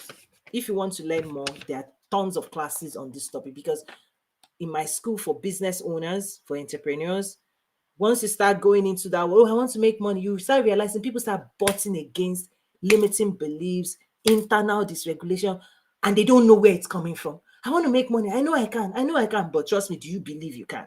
Because belief is a concept of an internal story. It could be from child, it could come from anywhere, it could be from culture. You don't know these are the viruses that needs to be removed. If you don't remove it, people can manifest at the levels of success they desire. They can attract. And you want to attract, you want to manifest, you want to dream. You can become anything you believe you can become. The question is, what do you believe you can become? Stretch that. You have to stretch it. If you stretch it, your body will come along. Ooh, okay. Polarity. Let's start dropping the questions. I'm taking a short break to answer questions now before we move on to the last two and then wrap up. But I said, I have a mind. I'm not the mind. I'm not the awareness. I'm the aware. Okay. I'm trying to understand. Okay. You're saying that they are aware. Okay. So let me see if I can understand. Like, I think I understand, but please express yourself more. It's more of the relationship of yourself with yourself and with your tools of manifestation. Or should I say, what God has designed you with, what God has designed everybody with that helps you with your earthly reality for living here on earth. Okay. And the type of life, right, is that God has designed you in such a way that you shouldn't be constrained.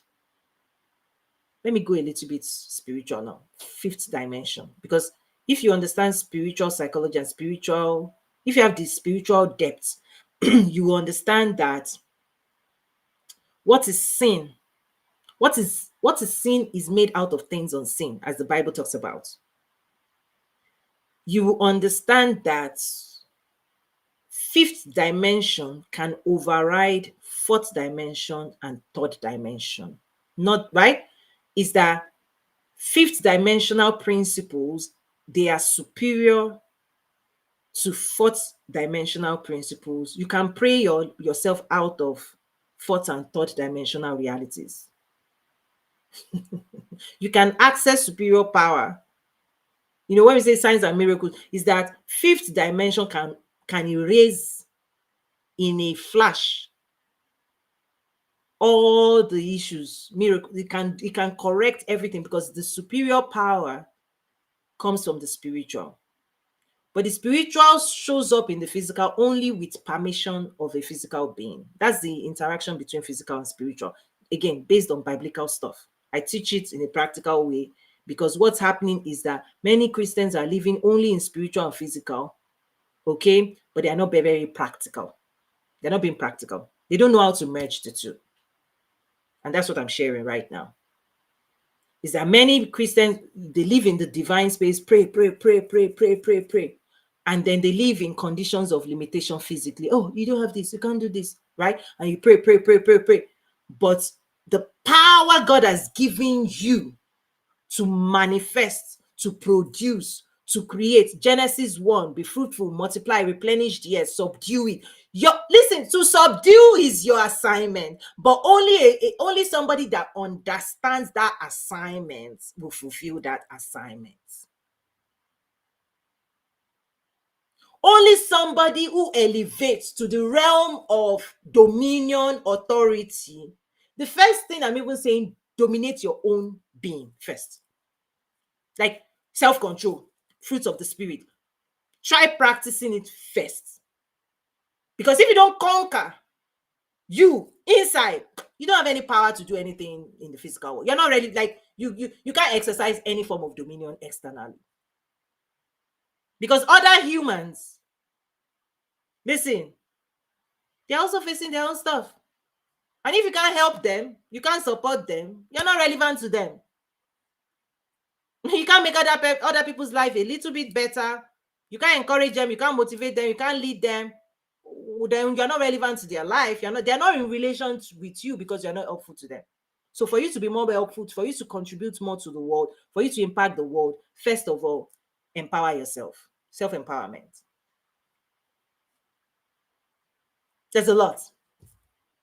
Right? So if you don't invest in yourself, if you don't empower yourself, you don't do this inner work, people are not like in the world. There are many, many people. When you talk about prosperity starts from within. Any place you go, any zip code you go, and you look around them, the collective mindset, belief system of the people creates their external world. So when you see people going to space, building skyscraper, doing all these miraculous things, listen, they are men. They have the same faculty in the inner realities. The difference is they believe they can, so they do. They bring their mind, they educate their mind, right? They believe in their hearts, they feel good with themselves, they trust themselves, they have a very healthy relationship with their own being. And so they rise up and do divine things, like, listen, all inspiring things in the physical world. And you can see the skyscraper and you go, whoa, yes. People are supposed to be going, whoa, with your own creativity. Show us what you're creating, because you're a being created with the energy and life force to manifest anything you want to manifest. But most people stop themselves. Oh, I want this, but you are looking, it's like people are seeking permission to be great, permission to do exploits, permission. Whose permission are you waiting for? That's what's going on. People don't give themselves permission to be all that they can based on who God has made them to be, because they don't even know the version of them that can do exploits. So people are still on baby stuff. Oh, doubt, fear. Listen, until you conquer your doubts and fears and all of these things, how are you going to face Goliath? You know, Bible, David and Goliath. David will sing all kinds of songs, will renew his mind. We will say, God, search my heart if there be. He did so much internal work. The more internal work you do, the more power you release into the physical realm, because you clear up all those gunk. Power comes from your divine nature. It goes straight into your physical. You do exploit physically when you clean up all the roadblocks, the blocks that steals energy from you. The spiritual merges with the physical when there is alignment. You will show up and do exploit. Those who know their God will do exploits physically. And so when you don't know your God and you don't know who has made it to be, people tend to behave and create realities that are not elevated. Okay. Does eating food, especially meat, affect the rate at which you are vibrating? Ooh. Okay. Look at this screen. The first column at the very base, you see biology. Biology has rules. You know, when you're eating food, they'll tell you this is carbohydrate, this is protein, this is good fat, this is bad. There are rules of biology. One of the things I say is, don't try and override rules. Don't abuse. Each dimension has, right, principles and rules, spiritual principles, energetic principles, physical principles. Part of what ignorance does is that people are abusing it anyway and they're expecting other results. One, laws of sowing and reaping is still active. So when you talk about vibration, I say, first of all, there might, at the energetic layer, your heart gets it right. Your relationship with yourself, with other people, with life in general, with other creations of God, get it at peace. When you can do that, and it's work, but when you do that, there are many things that it has a lot of physical implication when your heart is right. Health, well-being is part of that. Now, physical biological principles persist. As example, You can pray all you want. If you decide not to exercise, you decide not to jog, you decide not to eat right, those principles don't care whether you're a Christian or not. You sit down, you don't walk, you don't exercise, you don't use your body, you don't move your body, you don't release physical energy, you don't think right, you don't pee. It doesn't on. You can be as spiritual as you want if you don't practice, right, the rules. If you don't obey the rules. Oh, you didn't sow a seed. Where is the harvest? You didn't sow a seed. Because physically, you have to take a seed, dig the ground, plant it, water it, fertilize it for you to physically see something beautiful physically. So people should not be over spiritual.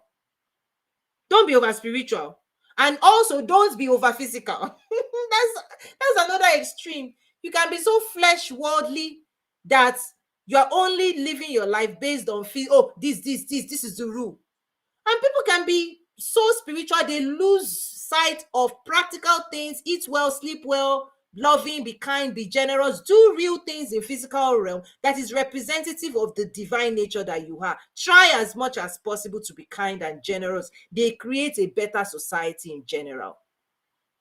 But over spiritual people, they will be unkind, jealous, backbiting, and they will say, oh, God can forgive. Yes, God will forgive, but there are consequences. You still have to say, God, you have to correct. The whole point of repentance, even in Christian faith, is change the direction you are taking your life. Anchor says, do food affect your vibration? Not directly, indirectly. If you eat something that makes your body unwell, indigestion, you ate the wrong things. Because there's, by the way, guys, when I'm putting all these things, seek expert advice, but let me share with you. While there are many things you can control, also please understand genetics. There's certain information encoded in your being that was transferred genetically. So how you digest food, all this blah blah blah is also relative, because there are parts of you that God has designed that passes your skin color, your hair color. So, because some people might present allergies and blah blah blah, not based on what you're doing, not based on your lifestyle, but there are certain things and conditions that generationally things may have mutated and passed down, and the information is right. You did nothing. This is why, let me tell you this. Bible, there were some miracles. There was one in particular that Jesus performed, and people were like, who sinned? Who sinned? Was it the father and mother that brought this on this child? What Jesus said, because this is part of script writing, the power of script. Jesus just said, it doesn't matter that this happened, that God may be glorified. That's the spiritual answer to physical issues. People wanted physical problems, and people wanted to explain it. Oh, you see the father, tell us, point to the blame. Jesus just showed up. This has been resolved, and because it has been resolved, glory be to God. It showed up so that God will be glorified. There are many things like that if it's genetics, if you are spiritual, there are certain things, right, that spiritually you can engage God with, right? So I don't want to talk too much about that. So back to, let me bring, when you say vibration, I want you to understand when I say vibration, where it's coming from. Okay, so let me bring back this. Those who have missed previous sessions. So you eat food in your body physically, because your question is, let me put it on screen. Do food affect your vibration? How your body is feeling, your heart will vibrate. When your body is unwell, when you do something physically that follows 3D rules, you ate the wrong thing, you ate like poisonous, toxic things. So you let's say you went out on the street and there's bacteria, you ate in the food. If a vendor, a outdoor restaurant, the food is not ideal, you ingested it physically and it made your body sick.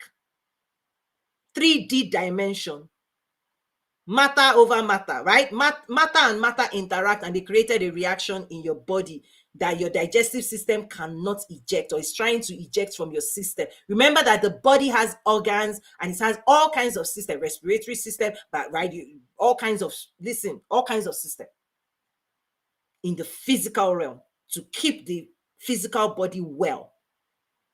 The heart and mind follows energetic principle, how energy and thoughts fuse together to produce chemicals.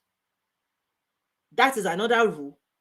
3D, 4D, fifth dimension, they have different rules. The rules of the body of if you eat food, when your body is sensation is like disturbed, because you're carrying energy, energetics, right? You're an energetic being. You are bound, your heart is bound to say, oh, oh, right? Out of the abundance of the heart, the mouth speak, because there's a relationship. The reactions, look below on this screen. Reactions, response. Your heart is always listening to your body, right? And so if your body is not well because of something you ate, because of genetics or whatever, the heart will vibrate. But part of spirituality is then what do you do? Because the heart now has to, you have to decide for the heart to give more energy and more life force to help the body be well. Everything goes to make the body well, right? Physically, think about the cells of the body, white blood cells, red blood cells. This is biology in the 3D, right? If it's a virus that attacks your body, there are many things designed in the body, in the physical realm, designed to help the body be well. And the medical field also has studied the physical world to say, okay, if you are feeling this, then use this. If you're feeling this, then use this. My point is also to start going into the energetic space, because there are many things that can be fixed at that level, but I'm not going to cover that today. So the food affect your vibration is, does the food affect your body?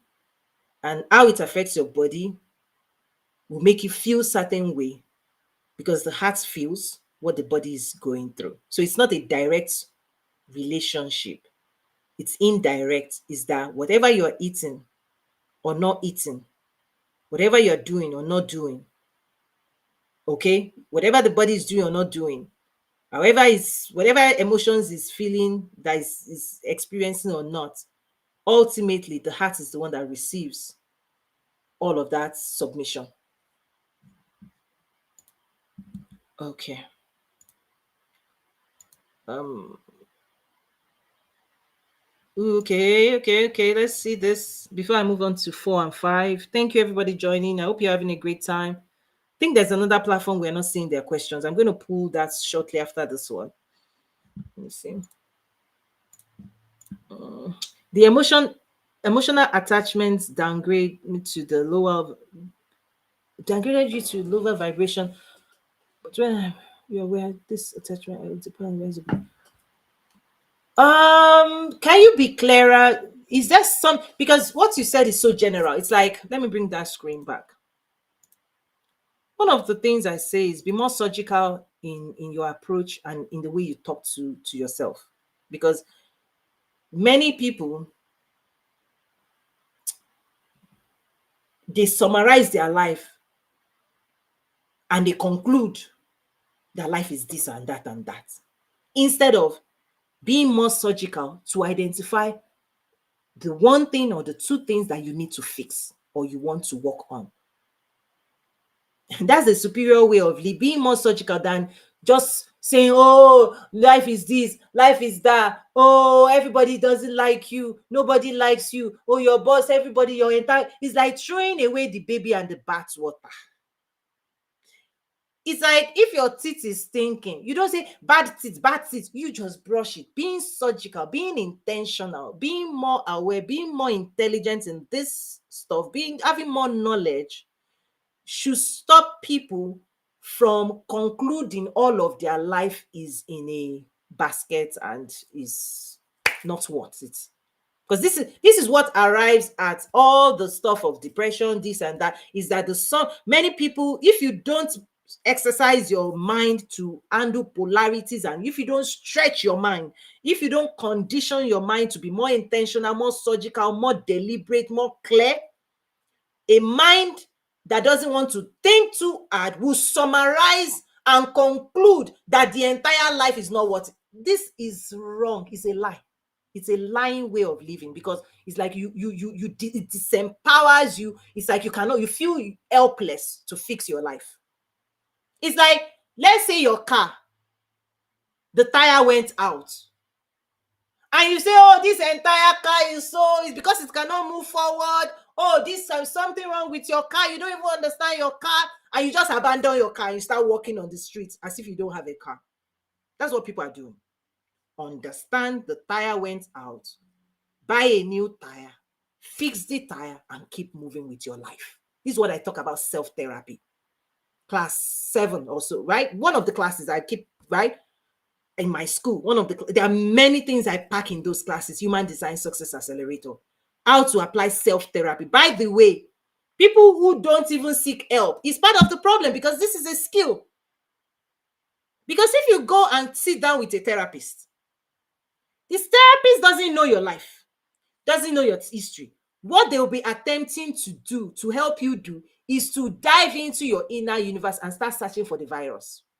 What is the virus that is trying to take you down? What is the thoughts? Where is if you go to a doctor, the doctor looks at your entire system. The doctor doesn't condemn your physical being as, oh, no. The doctor will look into your eyes, look into your nose, look into your throat, look into your ears, check your heartbeat, check your vitals, because it's trying to track which organ needs medical help. Right? That's a more intelligent way of handling. The self-therapy is scan your life. Who said what to you? Don't throw all relationships out. Which one do you need to be more intentional about? But here's the thing. Let me add on one dynamic thing. You see, if you believe this kind of story already, you have energized yourself and you are polarized with that belief system, and people will be avoiding you anyway. So in a way, it defeats the whole purpose. People who think negatively charges themselves negatively and start repelling everything they need. It does so much, because that belief will manifest and you start seeing the belief physically. That's how it is. So any script you believe, you manifest, and when you manifest it, you invite other actors to behave, because other people can read your energetic vibration, and they too will conclude based on your own conclusion, and they will treat you the way you're treating yourself. People treat you the way you treat yourself. So part of self-therapy is developing the skill, and I teach this in my school, developing the skill to be more intentional and not to be arriving, because part of lesson 1 is this idea that people jump to conclusions without thinking, without doing inner reflection, because the mind has been programmed to skip the process of thinking. People who don't think, because thinking is hard work, it burns energy. Oh, this person, like oversimplification of your life reality is dangerous to well-being, because life is not that clean. It's not black and white. It's like paint. When you're a painter, you have to watch each stroke, so that when you stand back, everything looks beautiful. If you want to paint a beautiful life, learn how to correct the strokes, right? Each relationship, your spouse, who said what? And so searching your heart to find it. This is the work. You have to sit with yourself, get a pen and a paper, think about what you're thinking about, think about what you're believing, think about what is making you feel unwell. Identify it. Don't conclude that your entire car is not good for you just because the tire went out. So the way what you just typed, that's my own thing, is that's a conclusion that is unhealthy. You have to go down to who did what,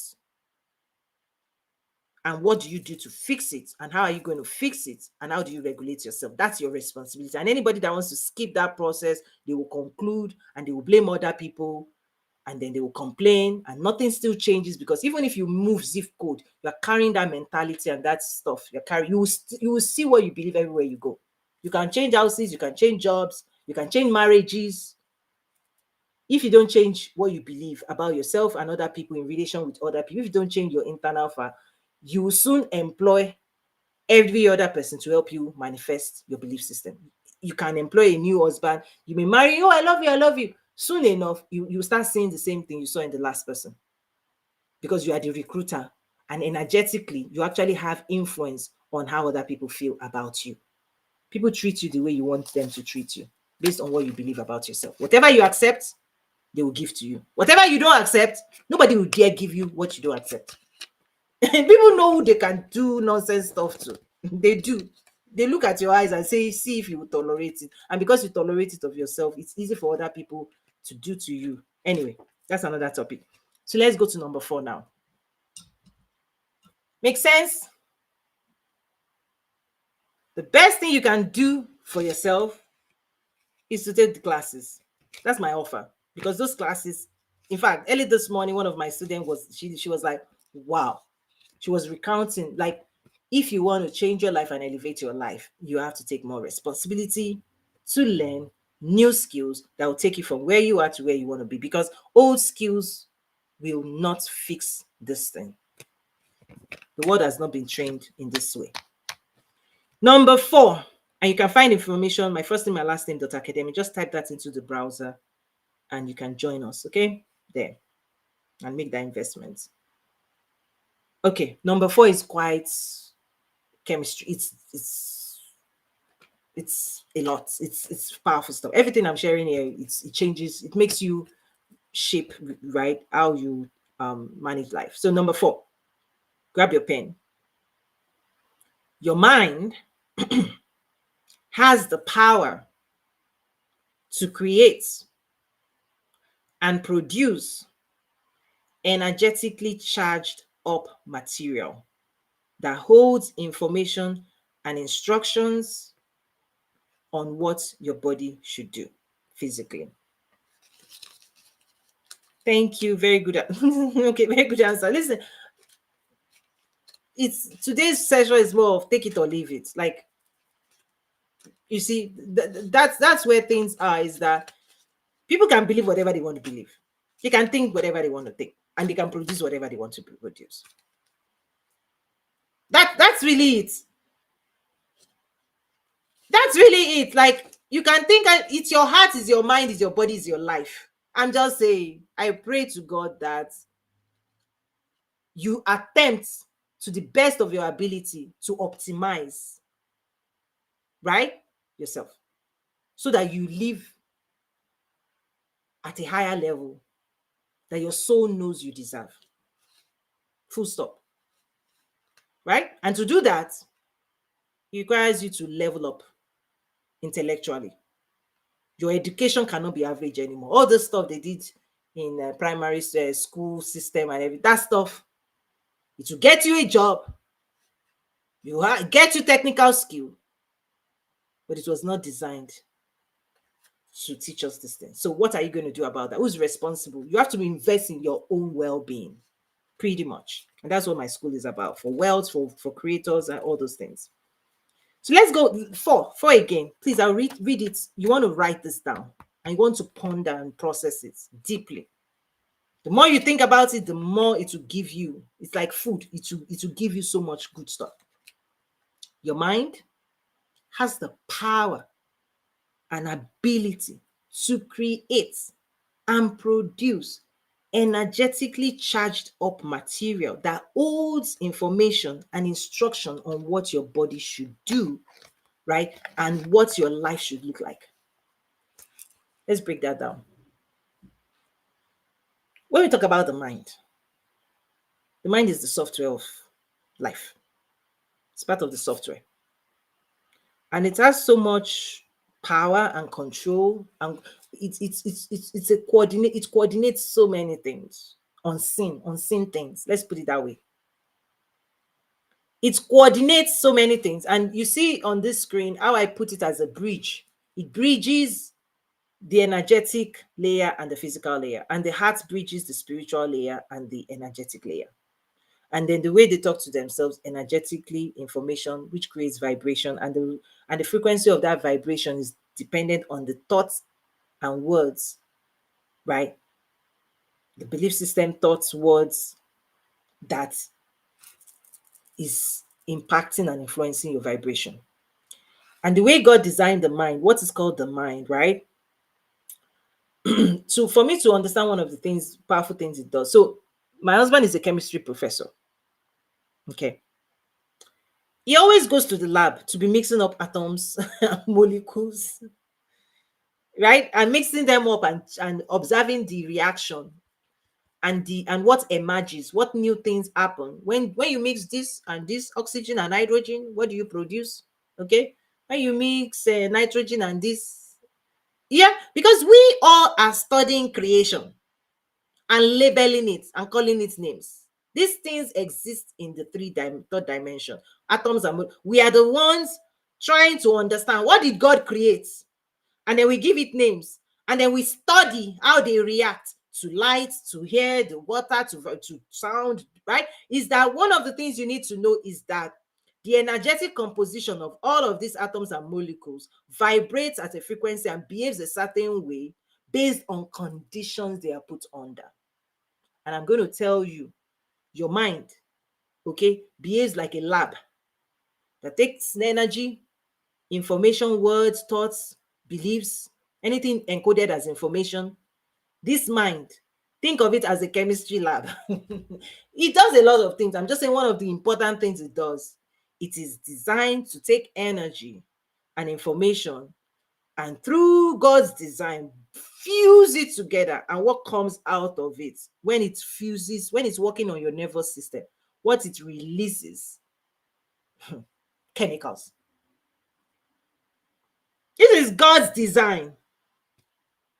The hormones of that body, everything, the organ, all the juice, all the energy, all the things that is flowing through you, boom, boom, boom. Mind coordinates physical, your embodiment. It coordinates biology. It uses physics and chemistry to create biology. How he does it, don't ask me. This is the divine nature of God.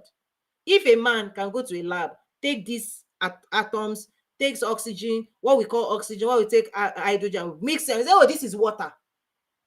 Guys, gas, mix it together and we say water. Water is liquid.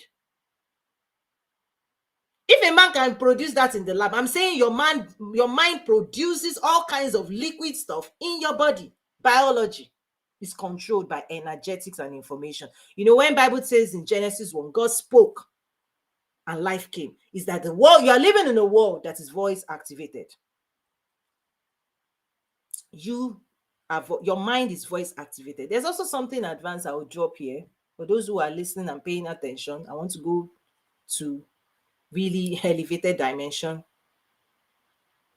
Listen, your mind does a whole lot of things that tries to balance the equation. Okay? Is that when something has been received in your heart, I'm going now into spiritual affairs and the merge between spiritual and energetics, is that when God wants to give you something, spiritual gifts, blessings, your heart is where to land. And so part of manifestation is that when you believe, when you mix up, when you receive, believing is receiving. Believing is receiving. When you receive, your mind is designed to manifest, to balance the equation, to make physical reflect your belief system. That's why I'm saying be careful what you are receiving, what you're opening your heart to receive. Boundaries. This Saturday, I'm teaching boundaries. 4 types of boundaries. This is one of the Bible says, guard your heart, for out of it are the issues of your life. Be careful what you are receiving, because once you receive it, your mind will copy and paste into the physical. So the mind takes the immaterial, it takes the spiritual, and its job is to make it material. And in your body, it uses the central nervous system. Just like somebody can take oxygen atoms, hydrogen atoms, and knows how many oxygen atoms it needs to mix to produce water, liquid. Your mind has Your mind is connected to a divinely orchestrated operating system created by God. And that operating system is voice activated, is information, the information you feed it. You did not create it. It's like you didn't create a car, right? You didn't create this. What I try to do in human optimization is to help you understand what you have within you, and so that you can manage it to create a better life for yourself. Part of it is understanding that your mind produces based on what you think, what you believe, what you say to it. It's given to you to obey you. Think about your being was created to be occupied by God, the breath of God. God designed all of this, all of us, in such a way that a divine being will sit down and just be commanding. You are supposed to be commanding. What do you want to eat? I want spaghetti. And then your body will obey. Your voice command. God designed it originally for you to just speak and it will be done for you. You know how to speak to Alexa, Siri, voice activated. Humans are just figuring that out. The original design was that the relationship you and your mind have is speak, declare a thing, think a thing, and it will be. As a man thinketh, so is it. By design, you are supposed to just imagine, I want this, and your mind will get to work to manifest it. And you speak to it, I want this, and it will go to work and it will do it. God designed it that way. Right? But now people are abusing it because you are speaking horrible things about yourself. You're thinking horrible stuff. You are imagining horrible things that scares you.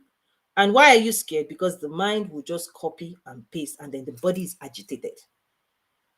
Right?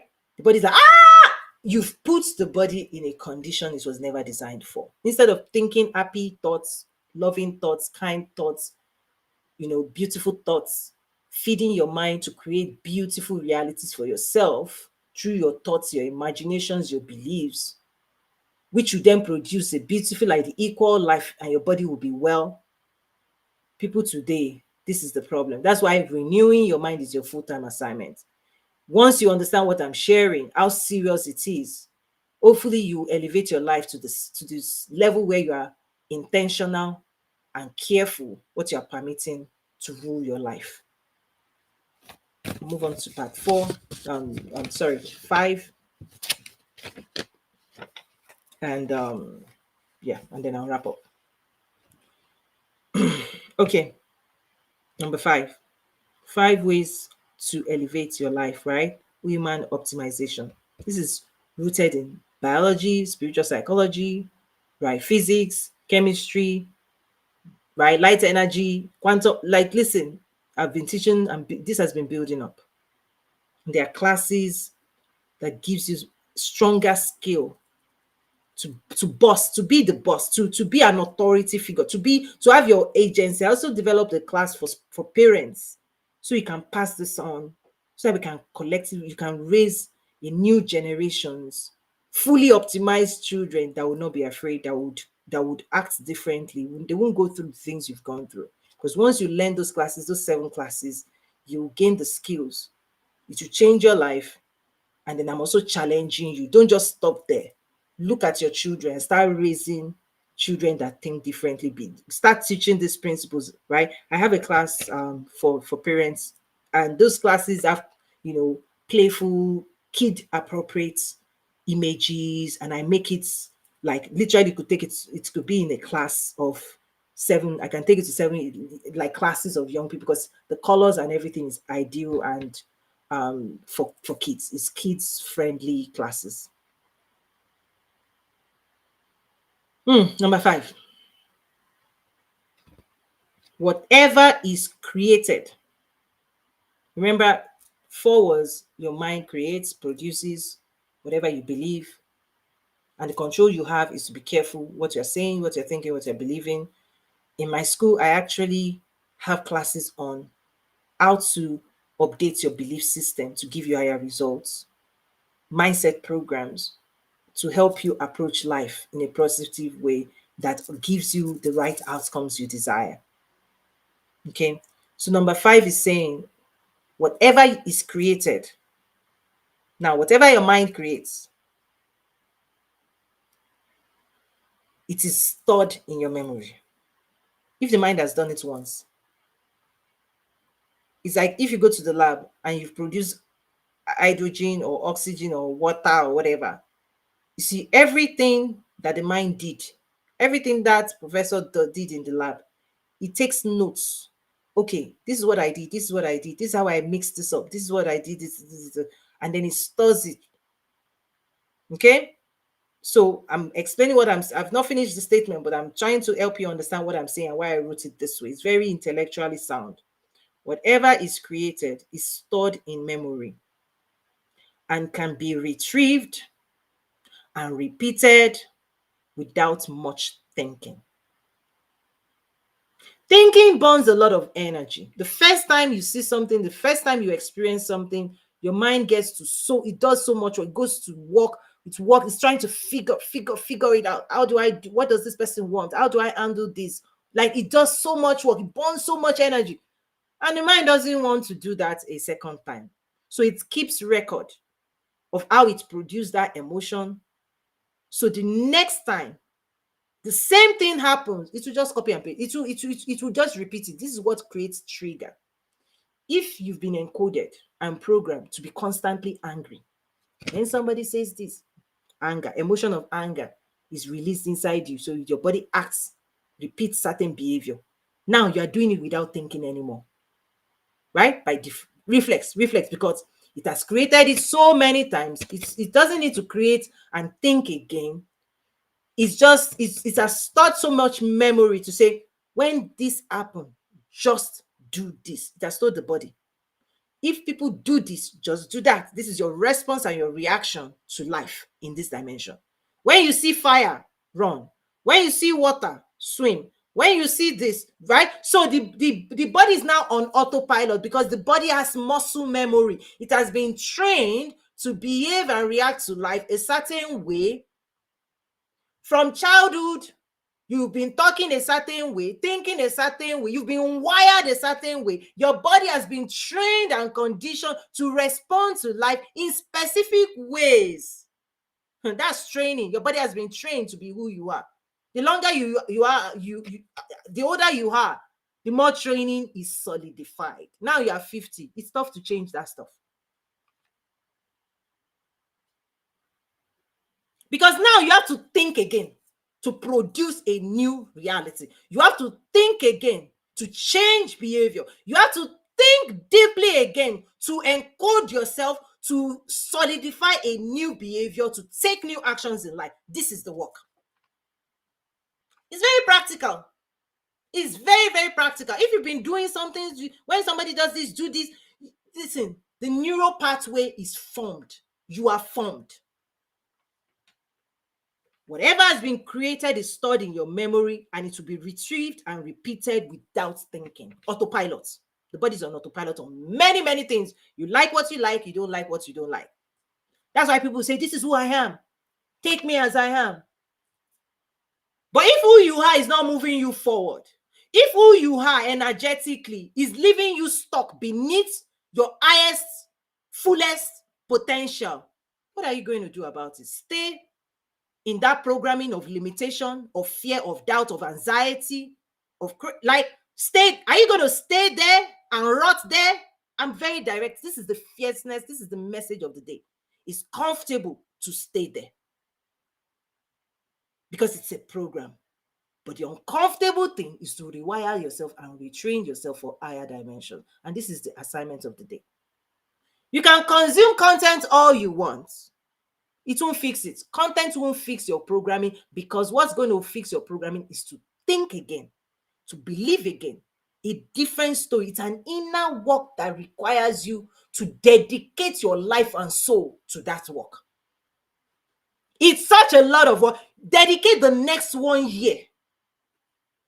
Because if you are 50, yeah, you have work to do. If ever you want to see what God has told you that belongs to you. Because trust me, the children of Israel, they got out of slavery, but their wiring at the point where they are supposed to enter the promised land, it showed up. It showed up. They weren't victorious. And it's not because of anything, it's because they were born into a condition that they were programmed to feel limited, to feel powerless, to feel helpless when they face opposition. And so they had to, by God's mercy, they had to go into the desert, and the new generation that was not born in the condition of their parents had to grow up with a new hunger, with a new fire, with a new desire of can do. Let's go. We can do this. And you can see that happening, that sometimes people get too old, they don't want to change, or they cannot change, or it's too much work to change. And they don't want to go through the rehabilitation of rewiring themselves for all their to receive all the promises God has for them. So sometimes it's easier to train younger generations.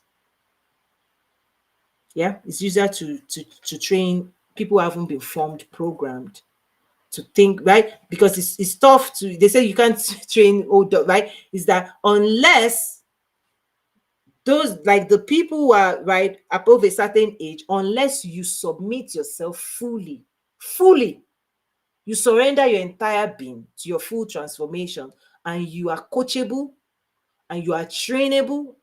Because what usually happens is the mind can start fighting you for trying to change, because now you are trying to get the mind to think again, to do more work.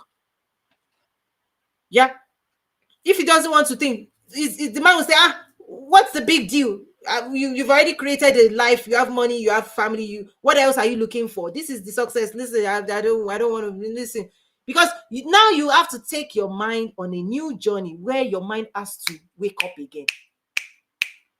It has to power up again. Where your mind, I thought it had finished forming you, shaping you, right? Now you say, mind, new assignments. That's why when you change new jobs, people start saying imposter syndrome. Your mind is fighting you because you are taking it to higher the levels that is not familiar with, and it's like, wah, wah, wah. And then your heart will be vibrating insecurity. I'm just calling this out so people understand that if you arrive at a junction that the person you've become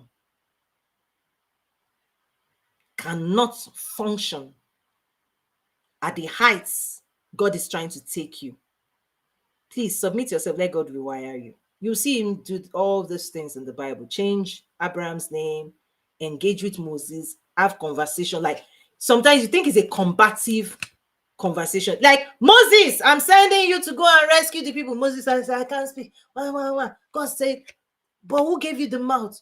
Right? This is time you start engaging and having a new conversation with God, so that he can help you correct the thinking mindset. But it's deeper than mindset. The posturing of your heart, what you are prioritizing, what you are desiring, what you are pursuing. If you don't change the trajectory, if you don't change the destination, if the destination that was set when you were 16 is still guiding and ruling your life, go to school, do this.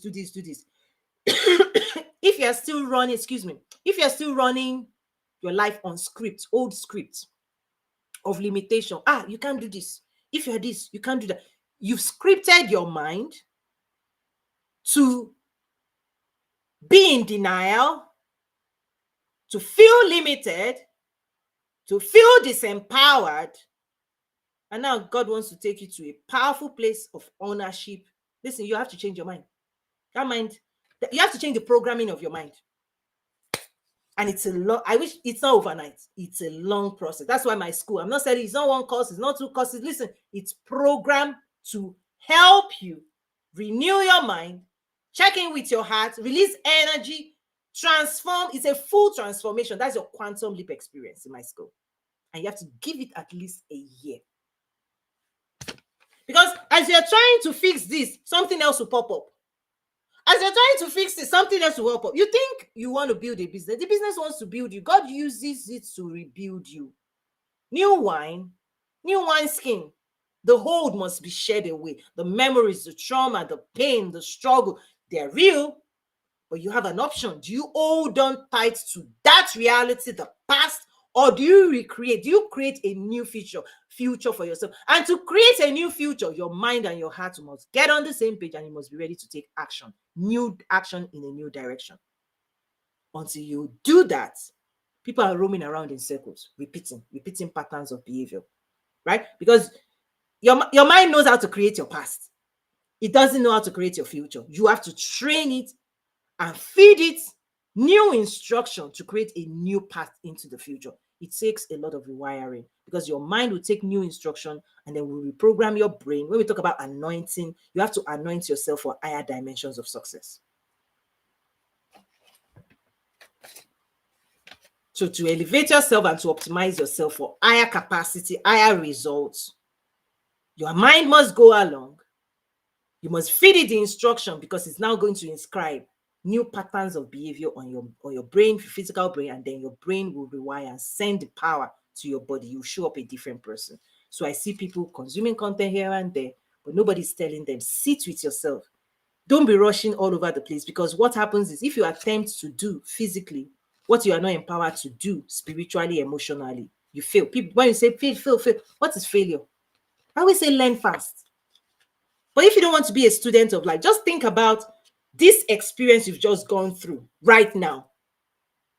What has it done for you? What's it doing for you? And what will it do for you in the future? This is what I'm saying. Stay quiet. Come into the school. Do the work. Everything you need to take your idea into a successful business is in one place. It also includes self-empowerment, because I have seen over the years that if you give a car, BMW, to a 5 or 3-year-old, you have to let people mature, self-actualize, mindset, emotional health. You have to do the inner work, so that all the things God has for you, you can use it to quantum leap. So join us. If you want to manifest the business and life you want, join the Quantum Leap Academy. We welcome you. Listen, people are doing this work every day.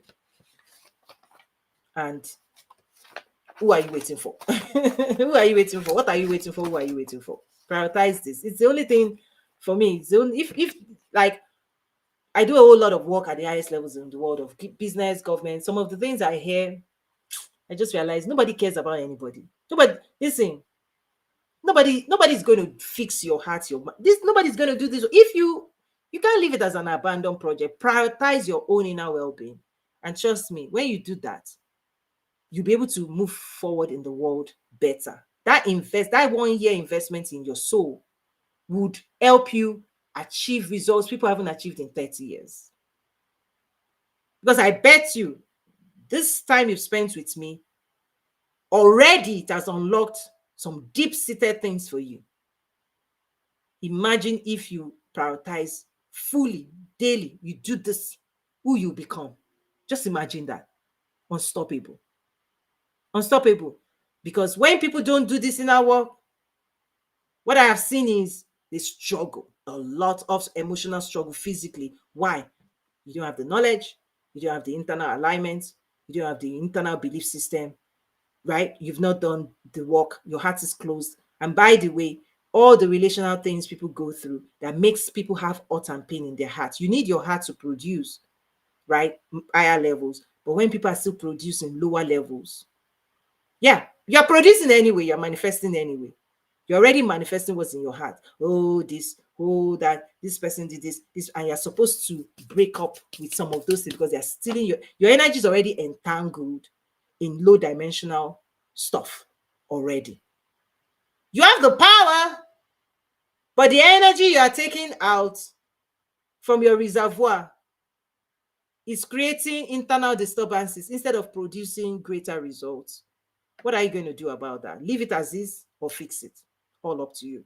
When you're ready to fix it, and I hope that is now, head over to ToyinUmesibi.academy and join us. God bless you. Let's make sure. Awesome. Good stuff. And if your team replay, Drop your questions. I know those who joined live, I was ready to respond and I was able to respond and react immediately. But if you still have questions that was not addressed on any of the things I've shared so far, or on other public sessions, just comment. I usually receive a notification of the comments, and I try to make time to respond, to react. I want to thank you all for being a part of today's session. Send your feedbacks. If you want to access my emails, okay, let me put the email. You can reach out to Coach Toyin Umesiri at info at toyinumesiri.com. Yes, make sure your question is clear. So if you want to, you can either leave a comment publicly, I'll respond publicly, or if you want private inquiry, any type of question, feel free, send an email and we'll get to it. And if you want to learn more about me, you can Google my name or go to my personal website, toyinumesiri.com, and then my school, toyinumesiri.academy. And then if you're interested in learning export, import, international trade, this is the most advanced side of business. I also teach export classes at the B2B, B2C, business to government, business to business platform, Trade with Africa Business Network. You can go to https://www.nazari.trade. That's my company. I'm the host of Trade with Africa Business Summit. I host international trade platforms. I also am the host of Quantum Leap, right? TV show where I also interview leaders in business and government to share, whatever grants and programs they have for business people to help you accelerate your journey to business growth and success. Everything that I do is to equip, educate, enlighten, connect people to the resources that will help them accelerate their results. So, such an honor. I hope this has been transformational for you. If you have any feedback, reach out to me. God bless. See you again.